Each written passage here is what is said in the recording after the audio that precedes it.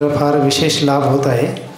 आपण अशा या पवित्र ठिकाणी आलेलो आहोत आणि सोबत बऱ्याच वेगळ्या भक्तांचा पण संग मिळत आहे. तर आपण तर आलेलोच आहोत, त्याच्यासोबत आज किती बघा वेगळ्या ठिकाणावरून ग्रुप आले होते. नाशिकचा ग्रुप आलाच होता, त्यानंतर मुंबईच्या भक्तांचा ग्रुप होता, पुण्याच्या भक्तांचा पण एक ग्रुप होता, तो पण गेला घेऊन आहे ना. तर हे ठिकाण किती महत्त्वपूर्ण आहे आपण त्यावरून समजू शकतो. जसं सकाळी इथले स्थानिक पुजारी म्हणाले की जे कोणी पंढरपूरला येतात, आता इस्कॉनचे पूर्ण महाराष्ट्रातून, भारतातून किंवा वेगळ्या देशातून पण जे कोणी पंढरपूर धामला भेट देण्यासाठी येतात ते ह्या ठिकाणी येतात. मग आता आज जे ग्रुप आले होते सर्व पंढरपूर करूनच आले होते. फक्त त्यांना पुढे लांब जायचं होतं म्हणून ते लगेच गेले. आपण म्हणाल कोणी ते तर आले, निघून पण गेले, आपण इथंच थांबलेलो आहे ना. कारण आपण जवळचे आहोत आणि आपल्याला आणखी जादा लाभ घ्यायचा आहे. आपण काही पंढरपूर किंवा इतर ठिकाणी गेलो नाही, एकच ठिकाणी आलेलो आहे. त्यामुळे आपण ह्याच ठिकाणीच पूर्ण आपला लाभ प्राप्त करण्याचा प्रयत्न करत आहोत. तर त्यामुळे पहा, आपल्याला सकाळी पुजाऱ्यांच्या मुखातून थोडं इथलं महात्म्य समजलं. त्यानंतर मारुती प्राणप्रभू नाशिकचे वरिष्ठ ब्रह्मचारी त्यांच्या मुखातून पण आपल्याला एवढं सुंदर मार्गदर्शन प्राप्त झालं. आणि थोडा आपण एक तासभर जप पण केला. चांगला, बरेच भक्त आत बसून पण जप करत होते, फार चांगली गोष्ट आहे. आणि बरेच भक्त इथे बाहेर पण फिरून जप करत होते. तर आपला उद्देश हाच आहे या आजच्या दिवसाचा की जसं आपण सकाळी म्हणालो की आज पूर्ण दिवस आपण भगवत भावनेमध्ये व्यतीत करण्याचा प्रयत्न करायचा, आणि त्यासाठीच आपण यात्रा काढतो. आणि मग त्याच्यासाठी आपण हे वेगळ्या भक्तिमय कार्य गोष्टी करतो. मग त्याच्यामध्ये कीर्तन आलं, कथा आली, असं संगमास विशेष तीर्थक्षेत्राच्या ठिकाणी असणाऱ्या कुंड किंवा जलाचं स्नान आलं, त्यानंतर प्रसाद ग्रहण करणं आलं. तर ह्या सर्व गोष्टी काय आहेत, कृष्ण भावनामय आहेत. आणि त्या आपण करून ह्या यात्रेच्या दिवसामध्ये आपली पूर्ण चेतना भगवत भावनामय बनवण्याचा प्रयत्न करतो. आणि त्यासाठीच आपण पूर्ण आज दिवस इथं थांबलेलो आहोत. तर सर्वांचं धन्यवाद की आपण एवढ्या उत्साहाने सकाळपासून जे आपण ॲक्टिव्हिटीज केल्या त्याच्यामध्ये आपण सम्मिलित झाला. आता शेवटचा थोडा भाग राहिला आहे. थोडं कथा करू आणि त्याच्यानंतर थोडं नृत्य कीर्तन करू. पहा, आपण मुंबईचे भक्त आलं तर किती उत्साहाने करतो ते कीर्तन. आणि त्यानंतर मग आपण इथून आणि आपल्या ठिकाणी निघू. सर्वांनी हात जोडून मागून म्हणा,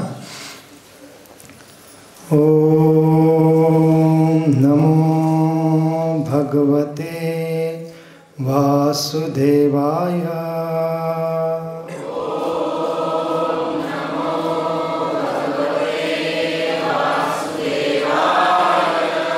ओम नमो भगवते वासुदेवाय.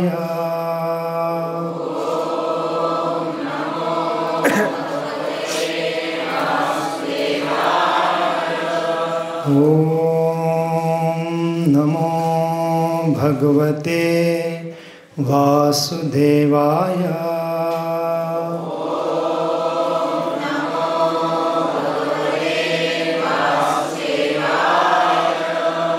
ओम ज्ञानतिमिरन्धस्य ज्ञानाञ्जनशलाकया चक्षुरुन्मीलितं येन तस्मै श्रीगुरुवे नमः.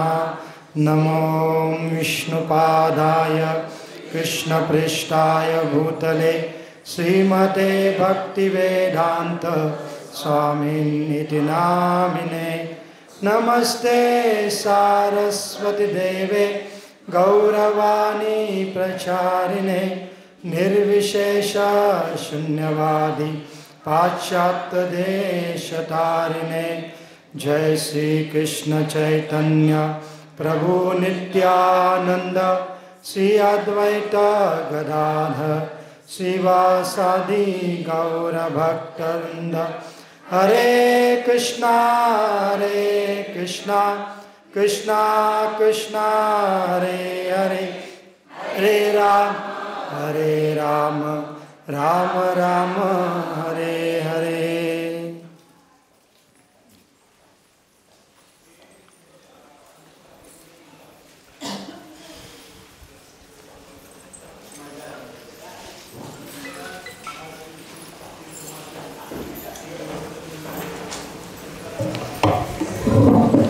हरे कृष्ण.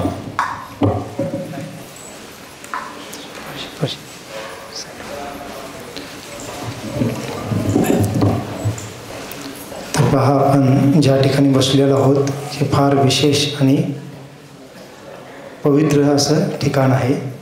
जसं आपण सकाळी गाडीतून उतरल्या आपण बोललो होतो, तर हे ठिकाण कसं महत्त्वपूर्ण आहे, का महत्त्वपूर्ण आहे? कारण हे ठिकाण काय होतं, नारद मुनींचं आश्रम होतं. आता आपल्याला कलियुगाच्या दृष्टिकोनातून जे काही दृश्य दिसत आहे, तर आपण हे आता आपल्या डोळ्याने पाहत आहोत. परंतु आपण जर डोळे झाकून जर कल्पना करू की सतयुगामध्ये जेव्हा प्रल्हाद महाराज किंवा कयादू त्यांच्या माताश्री इथं राहत होत्या, त्यावेळेला इथलं जे काही दृश्य आहे ते किती दिव्य आणि सात्विक असेल. आत्ताच आपल्याला पाहायला मिळतं की सुंदर अशा 2 नद्या आहेत, मंदिराच्या मागे त्यांचा संगम होत आहे आणि बरोबर 2 नद्यांच्या संगमाच्या मध्ये काय आहे, हे मंदिर आहे. एवढं सुंदर दृश्य आत्ताच कलियुगामध्ये आहे, तर सतयुगामध्ये किती सुंदर दृश्य असेल. नारद मुनींचा आश्रम आहे आणि या ठिकाणी काय झालेलं आहे, प्रल्हाद महाराजांचा जन्म झालेला आहे ना. मग फार विशेष पवित्र असं ठिकाण आहे. आणि मग आपण थोडी चर्चा करू की प्रल्हाद महाराजांचा जन्म इथं कसा झाला.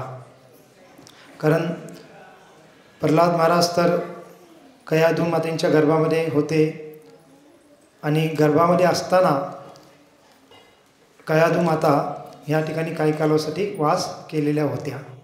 आता भागवतामध्ये प्रल्हाद महाराजांचा जन्म निश्चित कुठे झालेला आहे किंवा कोणत्या कालावधीमध्ये झालेला याचं वर्णन जादा नाही आहे. परंतु इतर पुराणांमध्ये आणि काही आचार्यांच्या टीकेमध्ये त्याचं वर्णन येतं. मग थोडी आपण ती चर्चा करू आणि थोडा वेळ मिळाला तर आपण प्रल्हाद महाराजांचे काही उपदेश आहेत ते पण थोडी चर्चा करू. तर नरसिंह भगवंतांच्या प्राकट्याची लीला किंवा प्रल्हाद महाराजांच्या कार्यांची लीला भागवतमच्या कोणत्या स्कंदामध्ये येते? 7व्या स्कंदामध्ये येते. भागवतामध्ये किती स्कंद आहेत? एकूण 12 स्कंद आहेत. त्यापैकी 7व्या स्कंदामध्ये नरसिंह भगवंताच्या प्राकट्याची लीला येते आणि 7व्या स्कंदामधल्या पहिले जे 10 अध्याय आहेत ते ह्या नरसिंह भगवंताच्या प्राकट्याच्या आणि प्रल्हाद महाराजांच्या कार्याच्या वर आधारित अध्याय आहेत. आणि भक्त सांगतात की पूर्ण भागवतमध्ये सर्वात जादा कोणत्या लीलेचं वर्णन जादा अध्यायामध्ये आलेलं आहे? कृष्ण लीलेचं. कृष्ण लीलेचं वर्णन कोणत्या स्कंदामध्ये आहे? 10व्या स्कंदामध्ये. आणि एकूण त्या पूर्ण 10व्या स्कंदामध्ये एकूण 90 अध्याय आहेत आणि त्या सर्व 90 अध्यायामध्ये भगवान श्रीकृष्णांच्या प्राकट्यापासून पूर्ण द्वारकेच्या शेवटच्या लीलेपर्यंत वर्णन दिलेलं आहे. एकूण किती अध्याय आहेत? 90 अध्याय. आणि बाकी इतर अवतारांचं पण वर्णन भागवतामध्ये येतं, परंतु काही अध्यायांमध्ये येतं. तर मग कृष्ण लीलेनंतर जर जादा विस्तारित कोणत्या लीलेचं वर्णन जर भागवतामध्ये असेल तर ते कोणत्या लीलेचं आहे? नरसिंह भगवंतांच्या लीलेचं. मग नरसिंह भगवंताच्या लीलेचं एकूण 10 अध्याय आहेत. बाकी इतर अवतारांच्या अध्याय, मग काही अवतारांच्या अध्यायांचं वर्णन 3-4 अध्यायामध्ये आहे, 5-6 अध्यायामध्ये आहे, 2-3 अध्यायामध्ये, असं थोडक्यात आहे. परंतु नरसिंह भगवंताचं अवताराचं वर्णन थोडं आणखीन विस्तारित आहे.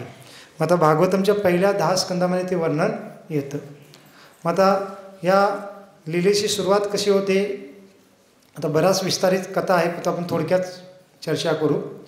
तर भागवतमच्या 3ऱ्या स्कंदामध्ये पण त्याचा थोडा संदर्भ येतो. कोणता संदर्भ? की चतुष्कुमार जे ब्रह्माजींचे पहिले पुत्र होते, मानसपुत्र, तर ते एकदा वैकुंठामध्ये जात होते किंवा प्रवेश करत होते भगवंताच्या दर्शनासाठी. परंतु त्यावेळेला त्यांना कोण अडवतं? जय विजय. आणि जय विजय जेव्हा त्यांना अडवतात तेव्हा चतुष्कुमार काय करतात? त्यांना शाप देतात की तुम्ही वैकुंठासारख्या ठिकाणी राहून पण काय करतात? तुम्ही द्वंद्व बाळगत आहात. द्वंद्व म्हणजे काय? की बाहेर काही आणि आत वेगळं, म्हणजे द्वंद्व म्हणजे विरोधात्मक गोष्ट. मग वैकुंठामध्ये भगवंताच्या धामामध्ये सर्व काही पूर्णत्वाच्या स्थितीमध्ये असतं. तिथं द्वंद्व किंवा विरोधाभास अशी कुठली गोष्ट नसते. आणि तुम्ही वैकुंठामध्ये राहत असून पण तुम्ही काय करता, दुसऱ्यांच्यामध्ये दोष किंवा कमतरता पाहत आहात. मग त्यांनी काय केलं की चतुष्कुमारला आत जाऊन दिलं नव्हतं. मग चतुष्कुमारने त्यांना शाप दिला की तुम्हाला काय यावं लागेल, असुर योनीत यावं लागेल.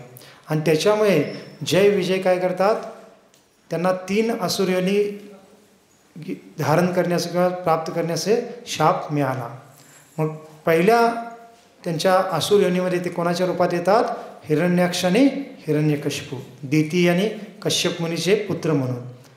आणि त्यामध्ये हिरण्याक्ष जो असतो त्याचा वध वरा भगवंतांच्या द्वारे केला जातो. भगवंतांच्या 10 अवतारापैकी एक विशेष अवतार आहे वरा अवतार. वरा अवतारामध्ये भगवंत हिरण्याक्षचा वध करतात. आणि हिरण्याक्षचा वध केल्यानंतर हिरण्यकशिपू फार क्रोधित होतो. का? कारण विष्णूने काय केलं, छल कपट करून माझ्या भावाचा वध केलेला आहे आणि त्या विष्णूला मी काय करेन, मारेन किंवा विष्णूचा अंत करेन. अशा एकदम क्रोधित भावनेने हिरण्यकशिपू काय करतो, ज्याला सामर्थ्य प्राप्त करण्यासाठी ब्रह्माजींची तपस्या करण्याचं नियोजन करतो. मग आता त्याचं इथून वर्णन 7व्या स्कंदामध्ये येतं. आणि मग वर्णन आहे की मग हिरण्यकशिपू वनामध्ये जाऊन तपस्या करायला सुरू करतो. मग आता आपल्याला प्रश्न पडेल पहिला की हिरण्यकशिपू एवढा असुर प्रवृत्तीचा होता, राक्षसी प्रवृत्तीचा होता, आणि त्याच्या कुटुंबामध्ये प्रल्हाद महाराजांसारखे एवढे शुद्ध भक्त कसे प्रकट झाले. कारण आपण बऱ्याच वेळेला ऐकतो, जसं बीज तसं फल, असं ना, म्हणजे तुकाराम महाराज पण एका अभंगामध्ये तसं वर्णन करतात. मग हिरण्यकशिपू एवढा क्रूर आहे आणि त्याच्या पोटी किंवा त्याच्याद्वारे त्याच्या पत्नीच्या गर्भातून प्रल्हाद महाराजांसारखे एवढे शुद्ध भक्त कसे प्रकट झाले. मग भागवतमध्ये त्याच्याबद्दल वर्णन नाही आहे, परंतु इतर काही ग्रंथांमध्ये ते वर्णन येतं आणि भक्त पण सांगतात. मग वर्णन काय आहे की हिरण्यकशिपू जेव्हा क्रोधित होऊन आपल्या भावाचा बदला घेण्यासाठी आणि ब्रह्माजींच्या प्रसन्नेसाठी तपस्या करण्यासाठी जेव्हा वनामध्ये हिमालयामध्ये जातात, तर काय होतं की ते जेव्हा ज्या ठिकाणी एकांतामध्ये तपस्या करण्यासाठी सुरुवात करतात, तर तिथंच भगवंतांच्या इच्छेनेच नारद मुनी आणि त्यांच्यासोबत आणखीन एक दुसरे ऋषीमुनी काय करतात, काही पक्ष्यांचं रूप घेऊन तिथं येतात, ज्या ठिकाणी हिरण्यकशिपू तपस्या सुरू करत होते. अजून पूर्णच म्हणजे ज्याला कालावधी झाला नुकतीच त्यांनी सुरू केली होती. आणि त्या ठिकाणी येऊन नारद मुनी आणि ते दुसरे ऋषीमुनी होते, ते त्या पक्ष्याच्या रूपामध्ये येऊन झाडावर बसून काय नाव घेऊ लागतात, नारायण नारायण नारायण नारायण असं ते नाव घेऊ लागतात. कारण पक्षी असतात, थोडं कधी कधी बोलतात पण जसं पोपट ते नाही तसं. आणि नारद मुनी तर स्वयं नारायणांचे भक्त आहेत, नेहमी ते नारायण नावाचा जप करतात. आणि ते नारायणाचं नाव हिरण्यकशिपूच्या कानावर पडतं, ते तपस्या करत असतं. अजून त्यांनी पूर्ण ध्यानस्थ झाले नव्हते आणि त्याच्यामुळे त्यांचं ते ध्यान भंग होतं आणि त्यांना फार डिस्टर्ब होऊ लागतं हिरण्यकशिपूला. आणि तो क्रोधीतून काय करतो, त्या पक्ष्यांना हाकलून लावतो आणि पुन्हा ध्यान करू लागतो. परंतु पुणे ते पक्षी येऊन काय करतात, भगवंताचं नाव घेतच राहतात. मग असं बऱ्याच वेळेला होतं. मग हिरण्यकशिपू काय विचार करतो की ही वेळ तपस्या करण्यासाठी योग्य नाही आहे ना, आणि आपण काय करू, नंतर येऊ. आणि तो वैतागून काय करतो, तिथून पुन्हा आपल्या म्हणजे राहण्याच्या ठिकाणी परत येतो. मग भक्त सांगतात की मग आता त्यांनी कोणाच्या मुखातून नारायणाचं नाव ऐकलं होतं, नारद मुनींच्या मुखातून, आहे ना. कारण शुद्ध भक्तांच्या मुखातून जे भगवंताचं नाव येतं, त्याच्या श्रवणाने फार मोठ्या दुष्ट प्रवृत्तीच्या व्यक्तीच्या हृदयामध्ये पण काय होतं, परिवर्तन होतं. जसं आपल्याला हरिदास ठाकूरांच्या प्रसंगामध्ये लीलेमधले प्रसंग माहीत आहे. चैतन्य महाप्रभूंच्या लीलेमधले एक पार्षद आहेत हरिदास ठाकूर. तर ते रोज किती महा करायचे, 192 महा करायचे. म्हणजे जवळजवळ 22 तास 24 तासापैकी रोज 22 तास जपच करत होते. फक्त 2 तास त्याच्यापैकी 1-1.5 तास झोपायचे, अर्धा तासामध्ये स्नान करून थोडं एकदाच भोजन करायचे, बाकी आणि जप सुरू, है ना. असं त्यांचं कार्य होतं. मग तिथला एक स्थानिक व्यक्ती काय करतो, एका वैश्याला पाठवतो त्यांना म्हणजे भ्रमित करण्यासाठी किंवा त्यांना म्हणजे आकर्षित करण्यासाठी. परंतु ती जी वैश्या आहे, ती वैश्या चुकीच्या भावनेने हरिदास ठाकूरांकडे येते परंतु हरिदास ठाकूरांच्या सोबत बसते ते आणि हरिदास ठाकूर जे जप करत आहेत, कारण हरिदास ठाकूर त्यांना म्हणतात की ठीक आहे, तुझी इच्छा मी पूर्ण करतो, परंतु काय कर, तू थोडं बस, माझा जप मी पूर्ण करतो. परंतु शुद्ध भक्तांच्या वाणीमध्ये किती शक्ती असते की हरिदास ठाकूर जे जप करत आहेत तर ते जी वैश्या बसलेले त्याच्या कानावर ते शब्द पडत आहेत. मग एक रात्र होऊन जाते, ते म्हणतात दुसऱ्या दिवशी आहे, तिसऱ्या दिवशी आहे, असं 3 दिवस सलग त्या वैश्याला बोलवतात आणि त्या 3 दिवसामध्ये ती वैश्या हरिदास ठाकूरांच्या मुखातून हरिनामाचं श्रवण ऐकते आणि तिसऱ्या दिवशी स्वतः ती हरिदास ठाकूरांना दंडवत प्रणाम करते. फॅनचा असं काय असं आणि स्वतः दंडवत प्रणाम करून त्यांना क्षमा मागते आणि ती कोणत्या चुकीच्या हेतूने आली ते सर्व सांगते आणि त्या वैश्याचं हृदय परिवर्तन होतं 3 दिवसात त्या हरिनामाला श्रवण केल्यानंतर आणि ती फार मोठी भक्त बनते. पुढे जाऊन सर्व काही तिने चुकीच्या मार्गाने कमवलेले धन ते सर्व भक्तांमध्ये वैष्णवांमध्ये वितरित करून टाकते आणि स्वतः रोज 64 माळा करणं सुरू करते. असंच तुकाराम महाराजांच्या बाबतीत पण प्रसंग घडलेले आहेत. मग सांगण्याचा उद्देश काय की शुद्ध भक्तांच्या वाणीमध्ये तेवढी शक्ती असते. मग आता हिरण्यकशिपू घरी गेलेला आहे, नारद मुनींच्या मुखातून त्या पक्ष्याच्या रूपात त्यांनी हरिनामाचं श्रवण ऐकल्यामुळे त्याच्या मनामध्ये नारायण नारायण हेच नाव येत आहे आणि तो घरी येतो. घरी येऊन मग कयादू त्यांची जी पत्नी आहे ती पण आश्चर्यचकित होते. आपले पती तर तपस्या करण्यासाठी गेले होते, लगेच परत आले. तर ठीक आहे, मग हिरण्यकशिपू जे काही घडले ते सांगतो आणि मग काही दिवस पुन्हा महलामध्येच वास करतो आणि त्या दरम्यानच काय होते, कयादू गर्भवती होते. मग पहा, कयादू जेव्हा गर्भवती होत आहे त्याच्या अगोदर हिरण्यकशिपू असुर प्रवृत्तीचा आहे, राक्षसी प्रवृत्तीचा आहे, परंतु नारद मुनींच्या मुखातून नारायणाचं नाव ऐकल्यामुळे तो द्वेषाने तिरस्काराने का होईना भगवंताचं स्मरण करत होता. आणि त्या स्थितीमध्ये काय झालं होतं की गर्भ स्थापित केला गेला होता आणि त्यामुळे भक्त सांगतात की त्या हिरण्यकशिपूच्या द्वारे पण एवढा क्रूर असून पण कयादूच्या गर्भामध्ये काय झाले, प्रल्हाद महाराजांसारखे शुद्ध भक्त प्रकट झाले किंवा स्थापित झाले. आणि मग नंतर प्रल्हाद महाराज जन्मताना बाकीची लीला आपल्याला माहीत आहे. मग अशा पद्धतीने हिरण्यकशिपू आणि कयादू यांच्याद्वारे प्रल्हाद महाराजांचा जन्माचे म्हणजे एक प्रकारे प्रसंग घडलेला आहे असं भक्त सांगतात. मग आता हिरण्यकशिपू काय करतो की आता काही कालावधीसाठी महलामध्ये राहून पुन्हा आता तपस्या करण्यासाठी जायचं आहे नियोजन करून पुन्हा हिमालयामध्ये निघून जातो आणि पुन्हा आता नव्या पद्धतीने तपस्या सुरू करतो. परंतु आत्ता नारद मुनी ते काही तिथे येत नाहीत, कारण नारद मुनीचा जे उद्देश होता तो साध्य झाला होता आहे ना. आणि पुन्हा मग हिरण्यकशिपू तपस्या करू लागतो. आणि किती वर्ष तपस्या करतो हिरण्यकशिपू, तर भागवतामध्ये वर्णन आहे देवतांच्या कालावधीनुसार 100 दिव्य वर्ष.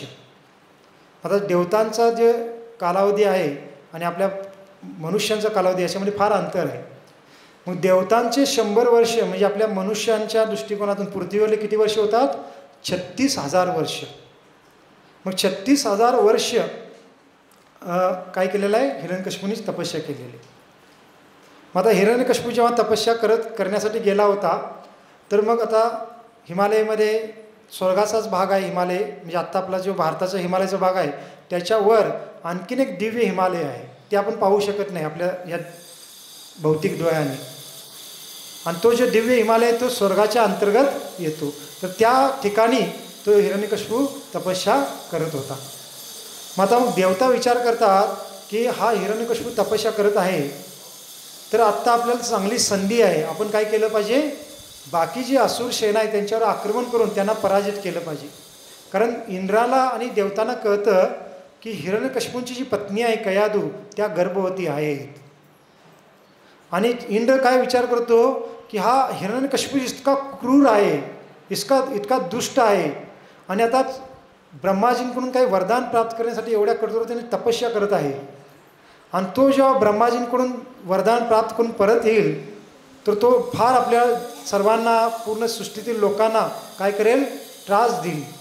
आणि त्याच्यासोबत त्याच्या पत्नीच्या गर्भामध्ये असणारा जो बालक आहे तो पण जन्मल्यानंतर तो पण काय करेल, त्याला सहाय्य करत, तो पण तसाच क्रूर असणार आहे किंवा तसाच तो असुर प्रवृत्तीचा असेल. पण कोणाचा पुत्र आहे तो? हिरण्यकशिपूचा.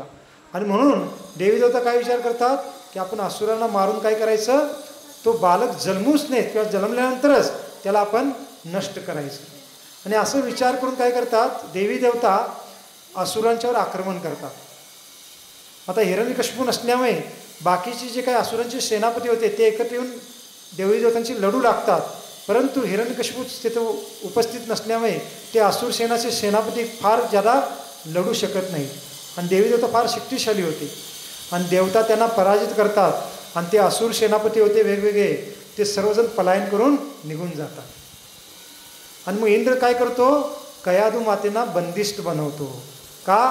कारण त्या कयाधूच्या गर्भामध्ये हिरण्यकशिपूचा बालक आहे, पुत्र आहे, आणि तो पण फार असुर किंवा दुष्ट असणार आहे म्हणून.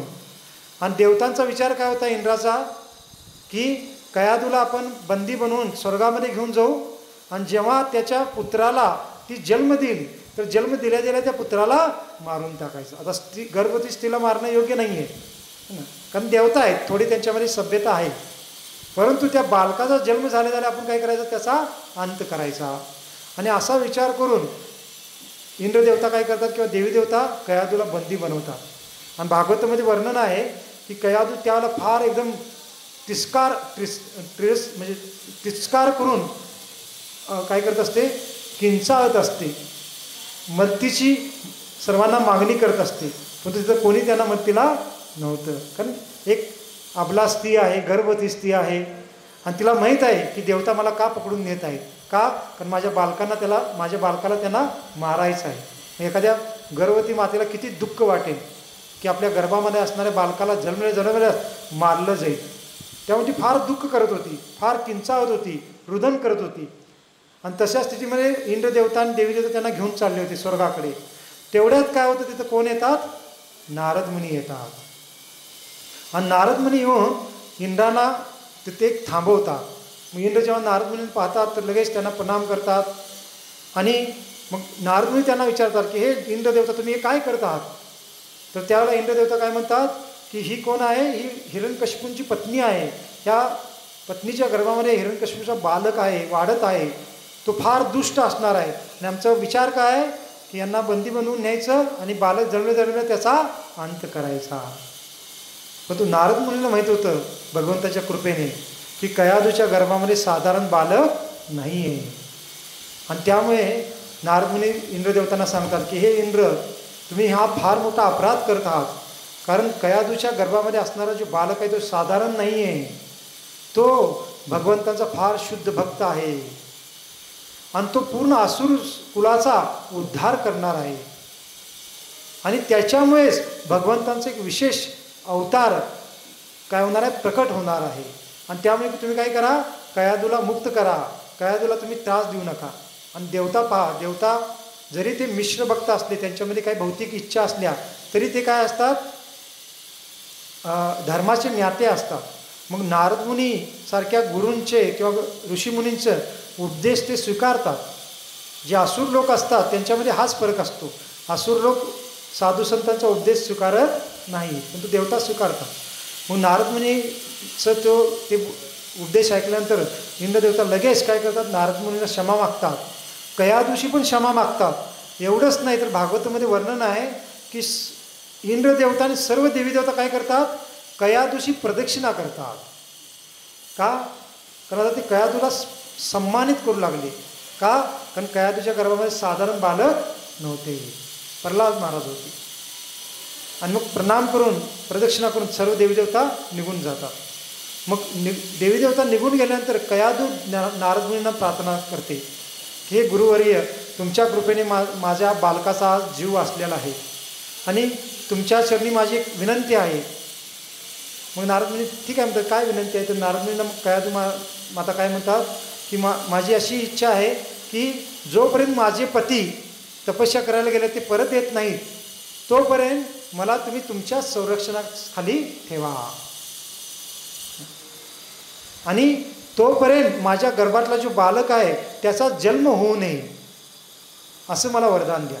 कारण देवी देवता आत्ता तुमच्या सांगण्यावर निघून गेलेले आहेत, पण तू माझ्या गर्भातील माझ्या मुलाचा जन्म झाल्यानंतर कदाचित देवतांचे विचार बदलले तर ते कधी पण पुन्हा आक्रमण करू शकतात. त्यामुळे माझे पती जोपर्यंत परत येत नाही तोपर्यंत माझ्या गर्भातच राहावा, त्याचा जन्म होऊ नये.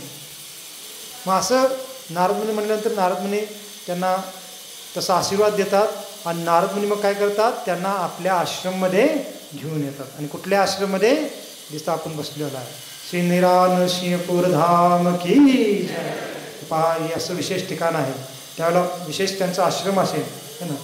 आता आपण म्हणू की भागवतामध्ये तर नारद मुनींना एका ठिकाणी राहू शकत नाही, त्याचा शाप मिळालेला आहे ना. माहिती आहे आपल्याला काही कथा, दक्ष महाराजांकडून शाप मिळालेला आहे. नारद मुनी 2-3 दिवसापेक्षा जादा एका ठिकाणी राहू शकत नाही. मग नारद मुनीचा आश्रम कसा आला असं काही जण म्हणतील. तर काही भक्त सांगतात हे जे आश्रम होतं हे दक्षाकडून तो शाप मिळायच्या अगोदरचं होतं है ना. त्यामुळे इथं आश्रम होतं, ते राहत होते है ना. आणि पुजारी आम्हाला सांगत होते मागच्या वेळेला आम्ही आलतो तेव्हा की नारद मुनीचे 3 आश्रम होते आपल्या भारत भूमीमध्ये. 2 आश्रम उत्तर भारतामध्ये होते आणि 1 आश्रम दक्षिण भागामध्ये होतं. 2 आश्रम कुठे होते, एक होतं पुष्कर या ठिकाणी, राजस्थानमध्ये पुष्कर कुंड नावाचं एक ठिकाण आहे, आपण ऐकलं असेल. तर तिथं एक नारद मुनीचा आश्रम होते. आणि दुसरा एक आश्रम होता मानस सरोवरच्या ठिकाणी, कैलास पर्वताच्या ठिकाणी मानस सरोवर आहे तिथं एक नारद मुनीचा आश्रम होता. आणि तिसरा आश्रम कुठं होता, ह्या ठिकाणी दक्षिण भारतामध्ये. पहा किती विशेष ठिकाण आहे. आणि मग नारद मुनी कयाधू मातेला ह्या ठिकाणी घेऊन आले आणि इथं त्यांनी ठेवलं.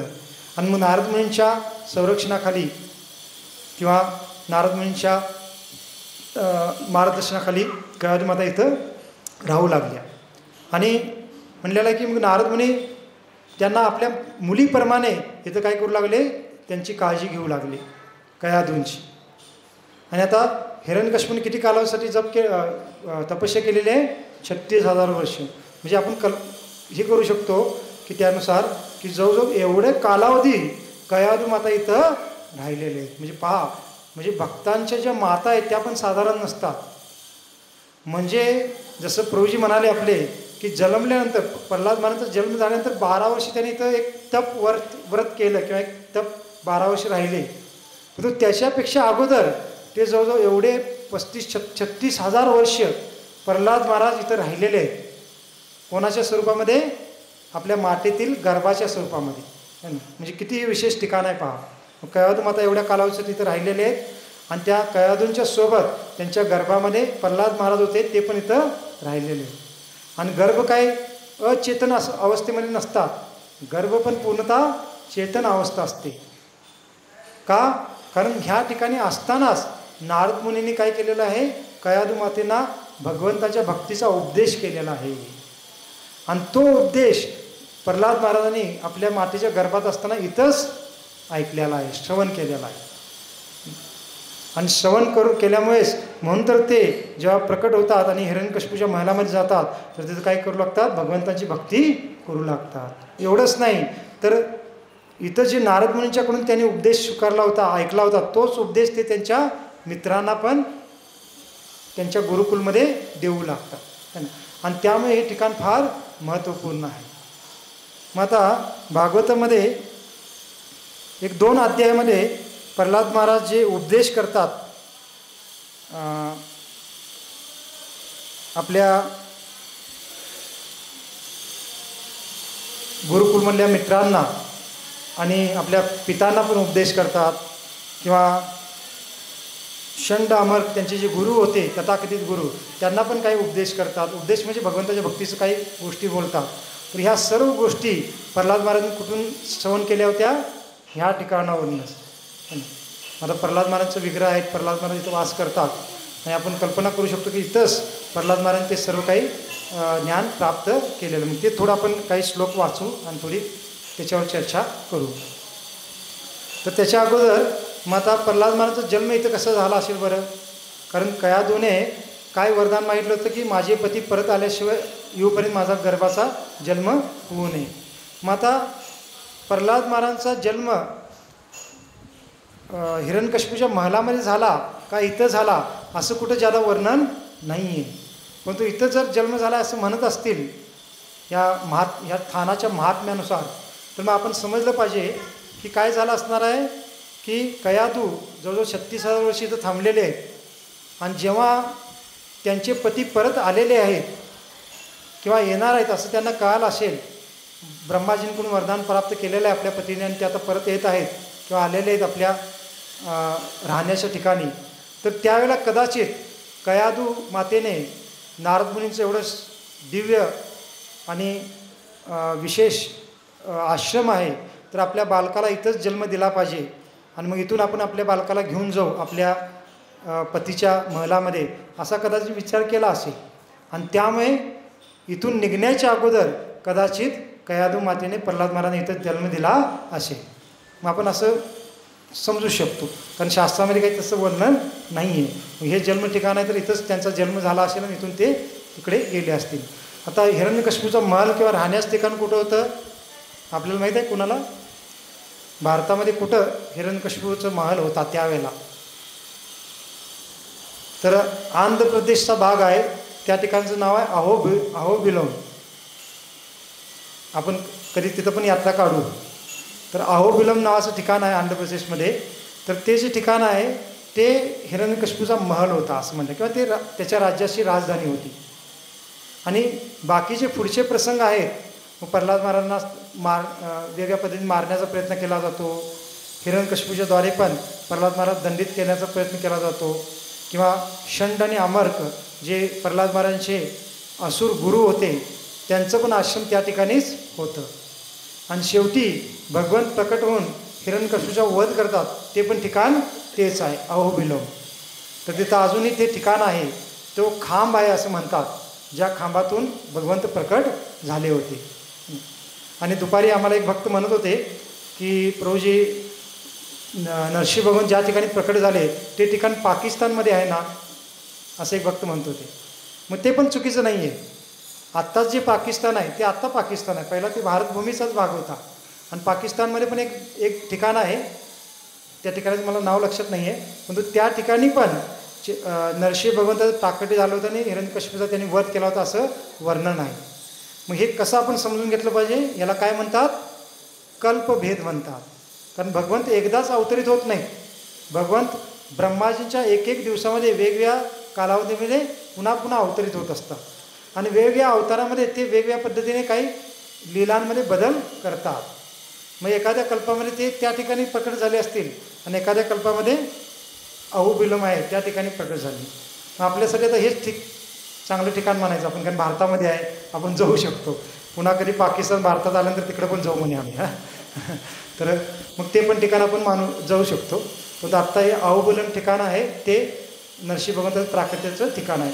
मग इथनं कयाधू प्रल्हाद महाराजांना जन्म दिल्यानंतर मग इथून पुन्हा कुठे जातात? अहोबिलम या ठिकाणी हिरण्यकश्यपूचा जो महल होता, राजधानी होती, त्या ठिकाणी जातात. आणि तिथं जाऊन मग आपल्या पतीसोबत ते वास करू लागतात. मग आता प्रल्हाद महाराज तिथं वाढत आहेत, प्रकट झाले इथं, जन्मले इथं, परंतु जे त्यांचं संगोपन आहे ते तिकडं होऊ लागलं.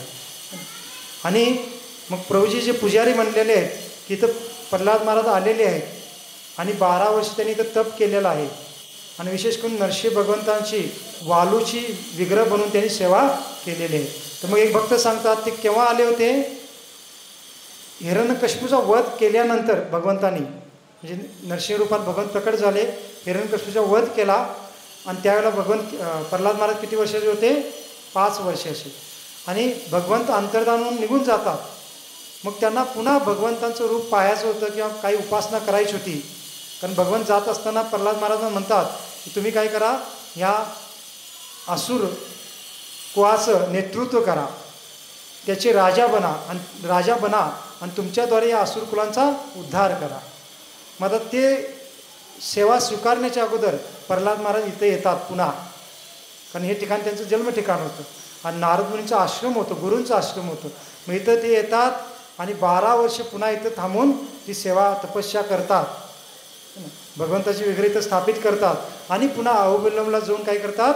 आपलं राज्य स्वीकारून पुढचं राज्य जे काही भगवंतांनी त्यांना आज्ञा दिली होती किंवा सेवा दिली होती राज्य स्वीकारण्याचं चालवण्याचं, ते कार्य पुढे ते प्रल्हाद महाराज तिकडं करतात.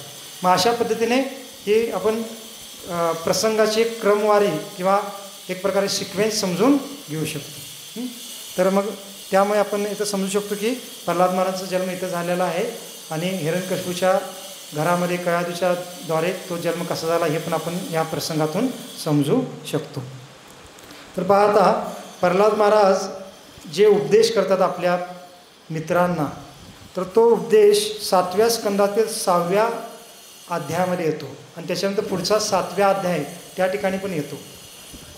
या दोन्ही अध्यायामध्ये ते आपल्या मित्रांना काय करतात, उपदेश करत आहेत. आणि मित्रांना केव्हा उपदेश करत असतात बरं? कारण प्रल्हाद महाराज जेव्हा 5 वर्षाची झालेले असतात तेव्हा हिरण्यकशिपू काय करतात, शुक्राचार्यांचे 2 जे पुत्र होते षंड आणि अमर्क, त्यांना बोलवून त्यांना काय करतात, प्रल्हाद महाराजांना शिक्षण देण्यासाठी त्यांना सेवा देतात. आणि षंड अमर्क मग प्रल्हाद महाराजांना त्यांच्या गुरुकुलमध्ये घेऊन जातात.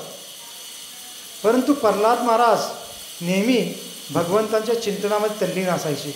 षंड अमर्क जे काही आसुरी ज्ञान त्यांना गुरुकुलमध्ये द्यायचे ते ज्ञान ते अजिबात ग्रहण करायचे नाही. ते त्या आश्रममध्ये बसलेले आहेत. त्या षंड अमर्कचा उपदेश आहे आसुरी ज्ञानाचा, ते ऐकत आहेत कानाने, परंतु हृदयामध्ये त्यांच्या काही प्रवेश करत नाही. हृदयामध्ये ते नेहमी भगवंताचं चिंतनच करत आहेत. कारण गर्भामध्ये असताना त्यांनी नारद मुनीच्या मुखातून सर्व काही भक्तीचं ज्ञान श्रवण केलं होतं. मग एक दिवस काय होतं की षंड अमर्क प्रल्हाद महाराजांना घेऊन हिरण्यकशिपूच्या महलात जातात. का? कारण आता आपण प्रल्हाद महाराजांना घेऊन जाऊ, हिरण्यकशिपू प्रल्हाद महाराजांना आपण कसं शिक्षण देत आहोत हे पाहून हिरण्यकशिपू आपल्यावर फार प्रसन्न होतील असं षंड अमर्कला वाटलं. आणि षंड अमर्क त्यांना घेऊन जातात प्रल्हाद महाराजांना हिरण्यकशिपूंकडे. आणि हिरण्यकशिपू एका सर्वसामान्य पिताप्रमाणे प्रल्हाद महाराजांना प्रेमाने आपल्या मांडीवर बसवतात. एखादा पिता जसं आपल्या मुलांना म्हणजे लाड करतात, त्यांना विचारतात त्यांच्या शाळेतल्या काही कार्यांबद्दल, तसं हिरण्यकशिपू त्यांना विचारतात की हे प्रल्हाद, तुला तुझ्या गुरुने दिलेल्या ज्ञानापैकी सर्वात श्रेष्ठ ज्ञान कोणतं वाटलं? जसं साधारण एखादे पिता आपल्या मुलाला विचारतात शाळेतनं आल्यानंतर. आणि पहा मग प्रल्हाद महाराज काय उत्तर देतात. तर फार एक सुंदर श्लोक आहे. मी श्लोक थोडा वाचतो. श्री प्रल्हाद उवाच तत्साधु मन्ये असुरवर्य देहिनां सदा समुद्विग्न धियाम असद्ग्रहात् हित्वात्मपातं गृहमन्धकूपं वनं गतो यद हरिमाश्रयेत. तर हे जे काही श्लोक आहे प्रल्हाद महाराज त्या ठिकाणी बोलतात. आणि या श्लोकाचा अर्थ काय पहा. तत्साधु मन्ये असुरवर्य देहिनां, के असुरवर्य, आपल्या वडिलांना काय म्हणतायत, पिताश्री किंवा बाबा असं ते म्हणत नाहीत. असुरवर्य हे असुरांमध्ये सर्वश्रेष्ठ असं ते म्हणतात आपल्या पितांना. कारण हिरण्यकशिपूला त्याच्यामध्ये फार अभिमान वाटत होता.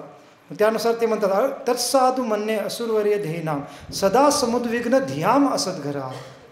के असुरवर्य हे पिताश्री, ह्या भौतिक जगातला प्रत्येक व्यक्ती काय आहे, त्याच्या भौतिक सांसारिक जीवनामध्ये अडकलेला आहे. आणि त्या जीवनामध्ये त्याचं जीवन कसं आहे, सदा समुद्विग्न धियाम असद्घरात्. त्याचं जीवन सदा समुद्विग्न आहे. विघ्न म्हणजे त्याच्या जीवनामध्ये पूर्ण काय, नेहमी क्लेश, दुःख आणि प्रतिकूल स्थिती आहे. असद्घरात्. आणि तो काय करत आहे, असत गोष्टींच्या मागे लागलेला आहे. असत गोष्टी कोणत्या, धन संपत्ती, गाडी बंगला, भौतिक साधनं, मान सन्मान, या सर्व गोष्टी काय आहेत, असत आहे. आपण म्हणा पूजा असं कसं म्हणताय तुम्ही, है ना? नाही, भौतिक लोकांसाठी त्या फार महत्त्वपूर्ण आहेत, परंतु भक्ताच्या दृष्टिकोनातून त्या काय सर्व असत आहेत, माया आहेत, भ्रामिक आहेत. आणि मग प्रल्हाद महाराज त्याला म्हणतात सदा समुद्विग्न असत धियाम असद्घरात् हित्वात्म पाकम गृहम अंधकूपम. आणि त्या बद्ध जीवाला माहीत त्याचं हित कशामध्ये आहे हे माहीतच नसतं. आणि त्याचं जीवन कशाप्रमाणे असतं, एखाद्या अंधकूपामध्ये पडलेल्या व्यक्तीप्रमाणे असतं. अंधकूप म्हणजे कसं काय, म्हणजे काय असतं, जसं पडकी विहीर असते आणि वरून भरपूर काही झाडी आलेले आहेत आणि त्यामुळे इतर लोकांना ते विहीर आहे हे कळत नाही लांबून, त्याला म्हणतात अंधकूप. आणि एखादा व्यक्ती चालता चालता त्या अंधकूपामध्ये पडला तर त्याच्या वाचण्याची काही संभावना नसते. का? कारण तो आत पडलेला आहे, वरून काही दिसत नाही आणि आतून किती पण त्याने हाक मारली मदतीसाठी तर बाहेर कोणालाही ऐकू जाणार नाही. तर ह्या भौतिक सांसारिक जीवनाला अंधकुपाची उपमा दिलेली आहे प्रल्हाद महाराजांनी. आणि पुढे काय म्हणतात, वनम गतो यद हरिम आश्रयेत. आणि म्हणून हे पिताश्री, हे असुरवर्य, तुम्ही काय करा, वनम गतत, तुम्ही सर्व काही त्यागून वनामध्ये जावा आणि काय करा, हरिम आश्रयेत, हरीशी काय करा, भक्ती स्वीकारा, आश्रय स्वीकारा विष्णूशी. आणि पहा, हिरण्यकशिपूने पूर्ण सृष्टीमध्ये तपस्या करून आल्यानंतर, पूर्ण शक्ती प्राप्त केल्यानंतर विष्णूची सेवा भक्ती बंद करवली होती. जो कोणी विष्णूची भक्ती करेल त्याला तो दंडित करत होता, मृत्यूदंड देत होता. परंतु त्याचा स्वतःचाच पुत्र त्याच्या मांडीवर बसून त्याला काय सांगत आहे, तुम्ही काय केलं पाहिजे, हरीशी आश्रय घेतला पाहिजे. आता पहा किती ते म्हणजे त्याच्यासाठी फार म्हणजे क्रोध प्रदान करणारं कार्य होतं. परंतु हे ऐकल्यानंतर हिरण्यकशिपू क्रोधित होत नाही. काय करतो, हसू लागतो. काय म्हणतो की पहा, शत्रूंच्या द्वारे एखाद्या बालकाची बुद्धी कशी भ्रमित केली जाऊ शकते. तो काय विचार करतो की हा तर माझा पुत्र आहे आणि तो असा बोलू शकत नाही. निश्चित काय झालेलं आहे, गुरुकुलमध्ये देवी देवता सूक्ष्म रूपामध्ये येत असणार आहे आणि ते माझ्या बालकाला भ्रमित करत असणार आहे. आणि म्हणून तो हसतो आणि षंड अमर्कला म्हणतो की तुम्ही काय करा, माझ्या बालकावर चांगलं लक्ष ठेवा. तुमच्या गुरुकुलमध्ये निश्चित देवी देवता रूप बदलून येत असणार आहे आणि माझ्या बालकाला काय करत असणार आहेत, भ्रमित करत असणार आहे. पहा, त्याच्या दृष्टिकोनातून हे भ्रमित करणं आहे, है ना. मग आता प्रसंग मोठे आहेत भरपूर. मग षंड अमर्क पुन्हा प्रल्हाद महाराजांना घेऊन जातात आपल्या गुरुकुलमध्ये आणि त्यांना रागवतात, हे प्रल्हाद तू हे कुठून शिकलास, पण आम्ही तर तुला हे ज्ञान दिलं नाही, है ना, तुला कळत नाही काय तुझा शत्रू कोण आहे मित्र कोण आहे, असं ते षंड अमर्क म्हणतात. कारण विष्णू कोण आहेत, आपला शत्रू आहे आणि तू त्याचं गुणगान करत आहेस, त्यांना शरण जाण्यासाठी तुझ्या पित्यांना तू सांगत आहेस, असं ते षंड अमर्क त्यांना रागवतात. त्यावेळेला प्रल्हाद महाराज त्यांना पण उपदेश करतात. कोणता उपदेश, जो उपदेश त्यांनी ह्या ठिकाणी नारद मुनींच्या मुखातून ऐकला होता. ते म्हणतात की वास्तविक जे अज्ञानी असतात तेच इतरांच्यामध्ये काही माझे शत्रू आहेत आणि काही माझे मित्र आहेत असं विचार करतात. वास्तविक या भौतिक जगामध्ये कोणी आपला शत्रू नाही, कोणी आपला मित्र नाही. सर्व काही आपली आपली कार्य करत आहेत. वास्तविक आपला एकच हितचिंतक आहे, ते म्हणजे कोण, भगवान विष्णू. मग हे ऐकून तर षंड अमर्कला फारच आणि क्रोध येतो. ते त्यांना थोडं आणखीन दंडित करतात, रागवतात आणि त्यांना पुन्हा ते वेगवेगळे शिक्षण देण्यास सुरू करतात. मग काही दिवस निघून जातात. काही दिवस निघून गेल्यानंतर मग षंड अमर्कला वाटतं की आता प्रल्हाद थोडा शांत झालेला आहे, कदाचित विष्णूची भक्ती विसरून गेलेला आहे, आता पुन्हा आपण याला काय करू, हिरण्यकशिपूकडे घेऊन जाऊ. मग हिरण्यकशिपूकडे आणि पुन्हा घेऊन येतात ते. आणि त्यावेळेला हिरण्यकशिपू आणखी आनंदित होतो. का? कारण ठीक आहे, पहिला तो थोडा म्हणजे कोणतं त्याला काही शिकवलं होतं त्यामुळे तसा बोलत होता, आता तो तसं बोलणार नाही असा विचार करून हिरण्यकशिपू काय करतात, पुन्हा प्रल्हाद महाराजांना आपल्या मांडीवर बसून घेतात आणि पुन्हा प्रेमाने चुंबन घेऊन त्यांना प्रेमाने कुरवावून विचारतात की हे प्रल्हाद सांग, म्हणतात तुझ्या गुरुकुलमध्ये तू सर्वोच्च गोष्ट काय शिकलास. तर मग प्रल्हाद महाराज पुन्हा आणि बोलतात. काय बोलतात पहा, प्रसिद्ध श्लोक आहे, श्रवणं कीर्तनं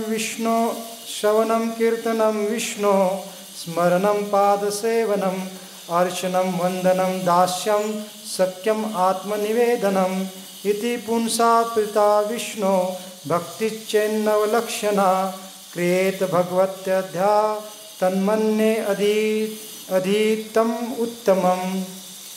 हे दोन श्लोक ते तिथं बोलतात. आणि ह्या श्लोकामध्ये काय वर्णन आलेलं आहे, भगवंतांच्या भक्तीची 9 विधीचं वर्णन आलेलं आहे.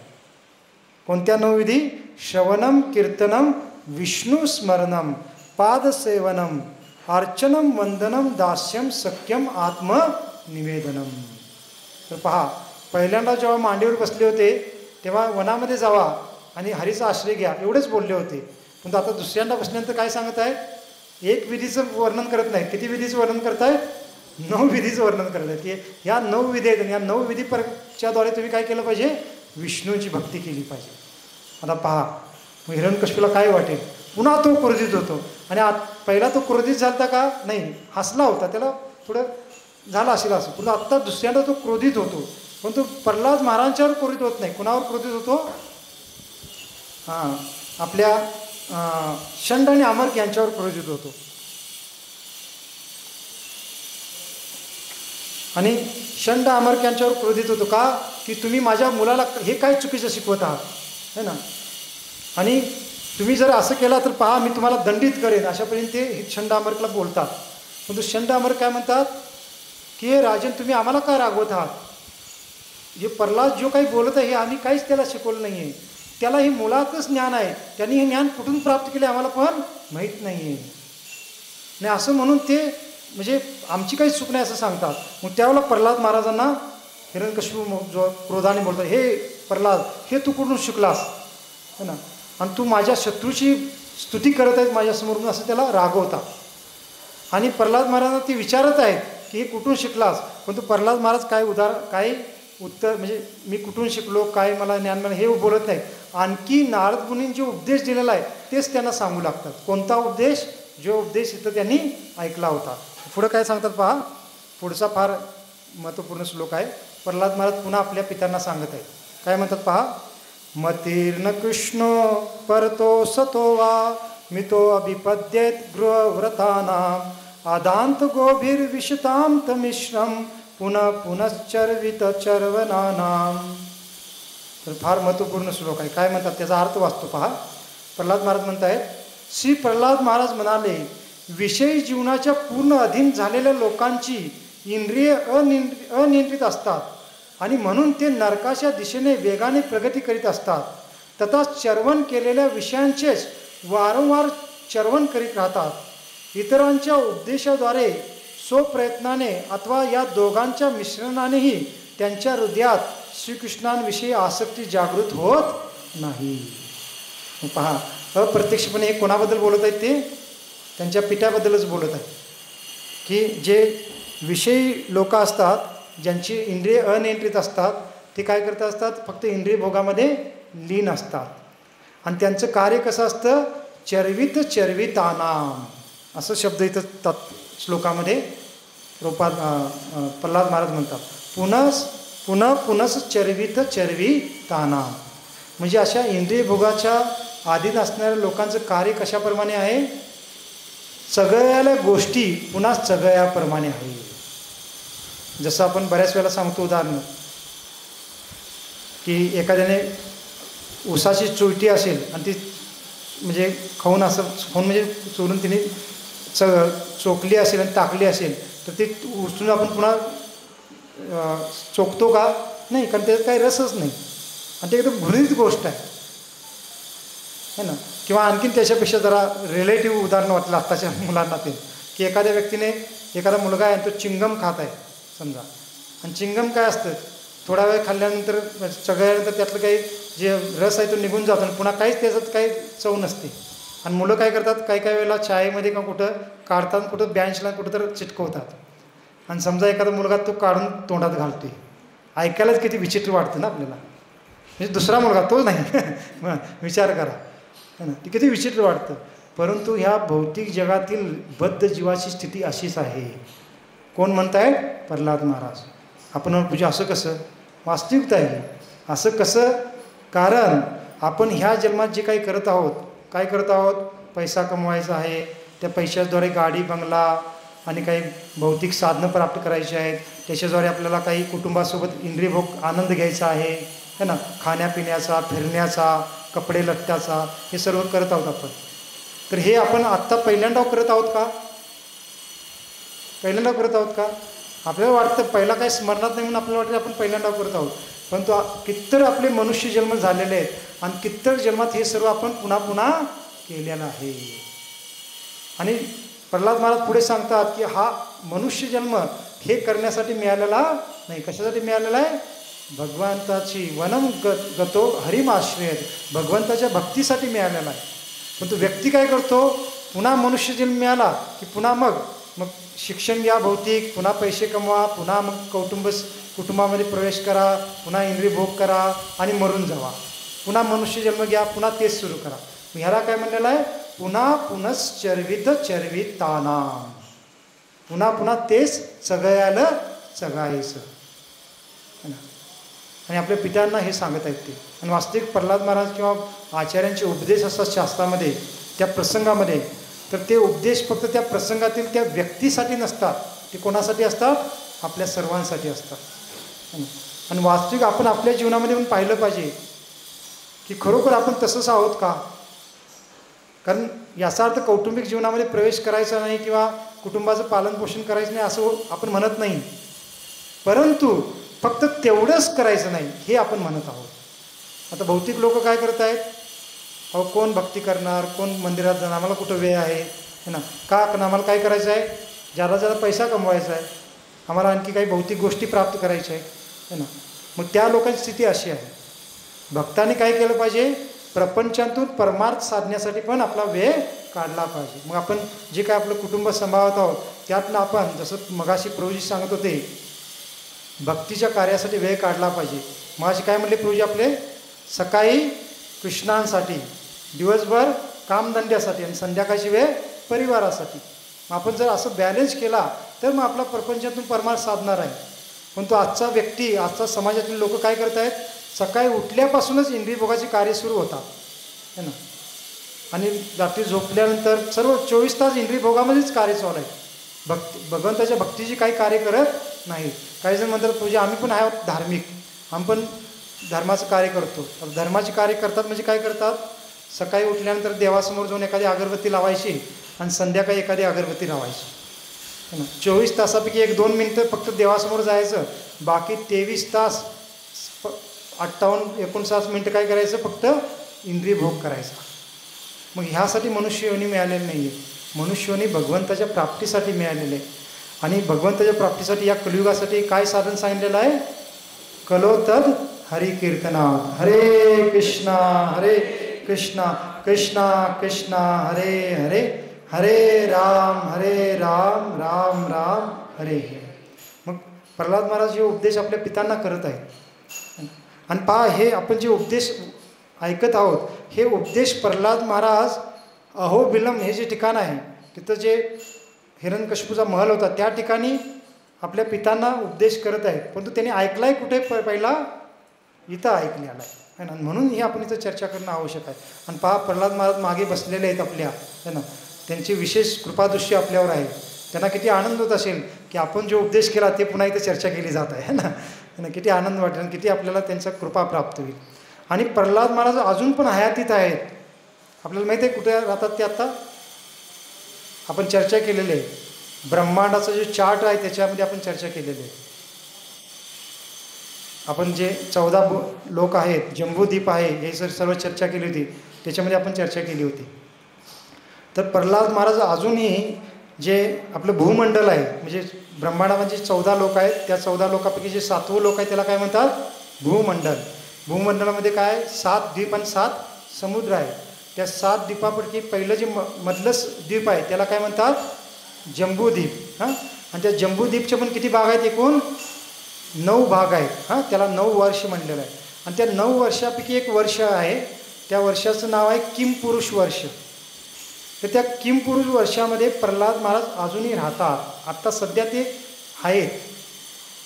आणि तिथं त्या किमपुरुष वर्षामध्ये भगवंताच्या कोणत्या रूपाची उपासना केली जाते? नरसिंह भगवंतांच्या रूपाची उपासना केली जाते. कारण तिथले प्रमुख प्रल्हाद महाराज आहेत आणि बाकीची प्रजा सर्व मिळून नरसिंह भगवंताची उपासना तिथं अजूनही करतात. मग सतयुगामध्ये जेव्हा हिरण्यकशिपूचा वध झाल्यानंतर प्रल्हाद महाराजांनी पृथ्वीवर अहोबिलम या ठिकाणाहून पूर्ण पृथ्वीवर राज्य केलं. आणि त्यांचा कालावधी पूर्ण झाल्यानंतर मग ते कुठे गेले? त्या जम्बूद्वीपच्या त्या भागामध्ये आत्ता वास करतात अजूनही, असं म्हणलेलं आहे. आणि त्यामुळे आपण काही भक्त सांगतात की आपण जेव्हा नरसिंह आरती म्हणतो, नरसिंह भगवंताचा जय जयकार करतो, प्रल्हाद महाराजांचा जय जयकार करतो, तर आपण कल्पना केली पाहिजे की प्रल्हाद महाराज तिथून आपलं ही स्तुती ऐकत आहेत. आपलं जे काही त्यांची प्रार्थना आपण करत आहोत, गुणगान करतो, हे ऐकत आहेत. आणि तिथून आपल्याला ते कृपा आशीर्वाद देत आहे. आपण विट्यामध्ये कुठेही असो, जिथंही नरसिंह आरती करतो तर तिथं आपल्याला प्रल्हाद महाराजांची कृपा प्राप्त होत आहे. आणि इथं तर आणखी जादा मिळणार, कारण ते आता आपण तिथून त्यांच्या ठिकाणी आलेलो आहोत राहण्याचे आहे ना. तर मग हे ते विशेष ठिकाण आहे. मग अशा पद्धतीने आपल्या पित्याला ते उपदेश करतात. आणि बरेच शब्द आहेत. न ते पुढचा श्लोक काय म्हणतात पहा आपल्या पित्यांना, न ते विदु स्वार्थ गतिम हि विष्णू दुराशया भैरर्थमानिना अंधायता अंधे रूपनीयमाना तेपी शतंत्र्या मुरुदाम निबद्धा. मग हा पण उपदेश करतात आपल्या पितांना. आणि याचा एक एक श्लोक इतका घन अर्थमय आहे.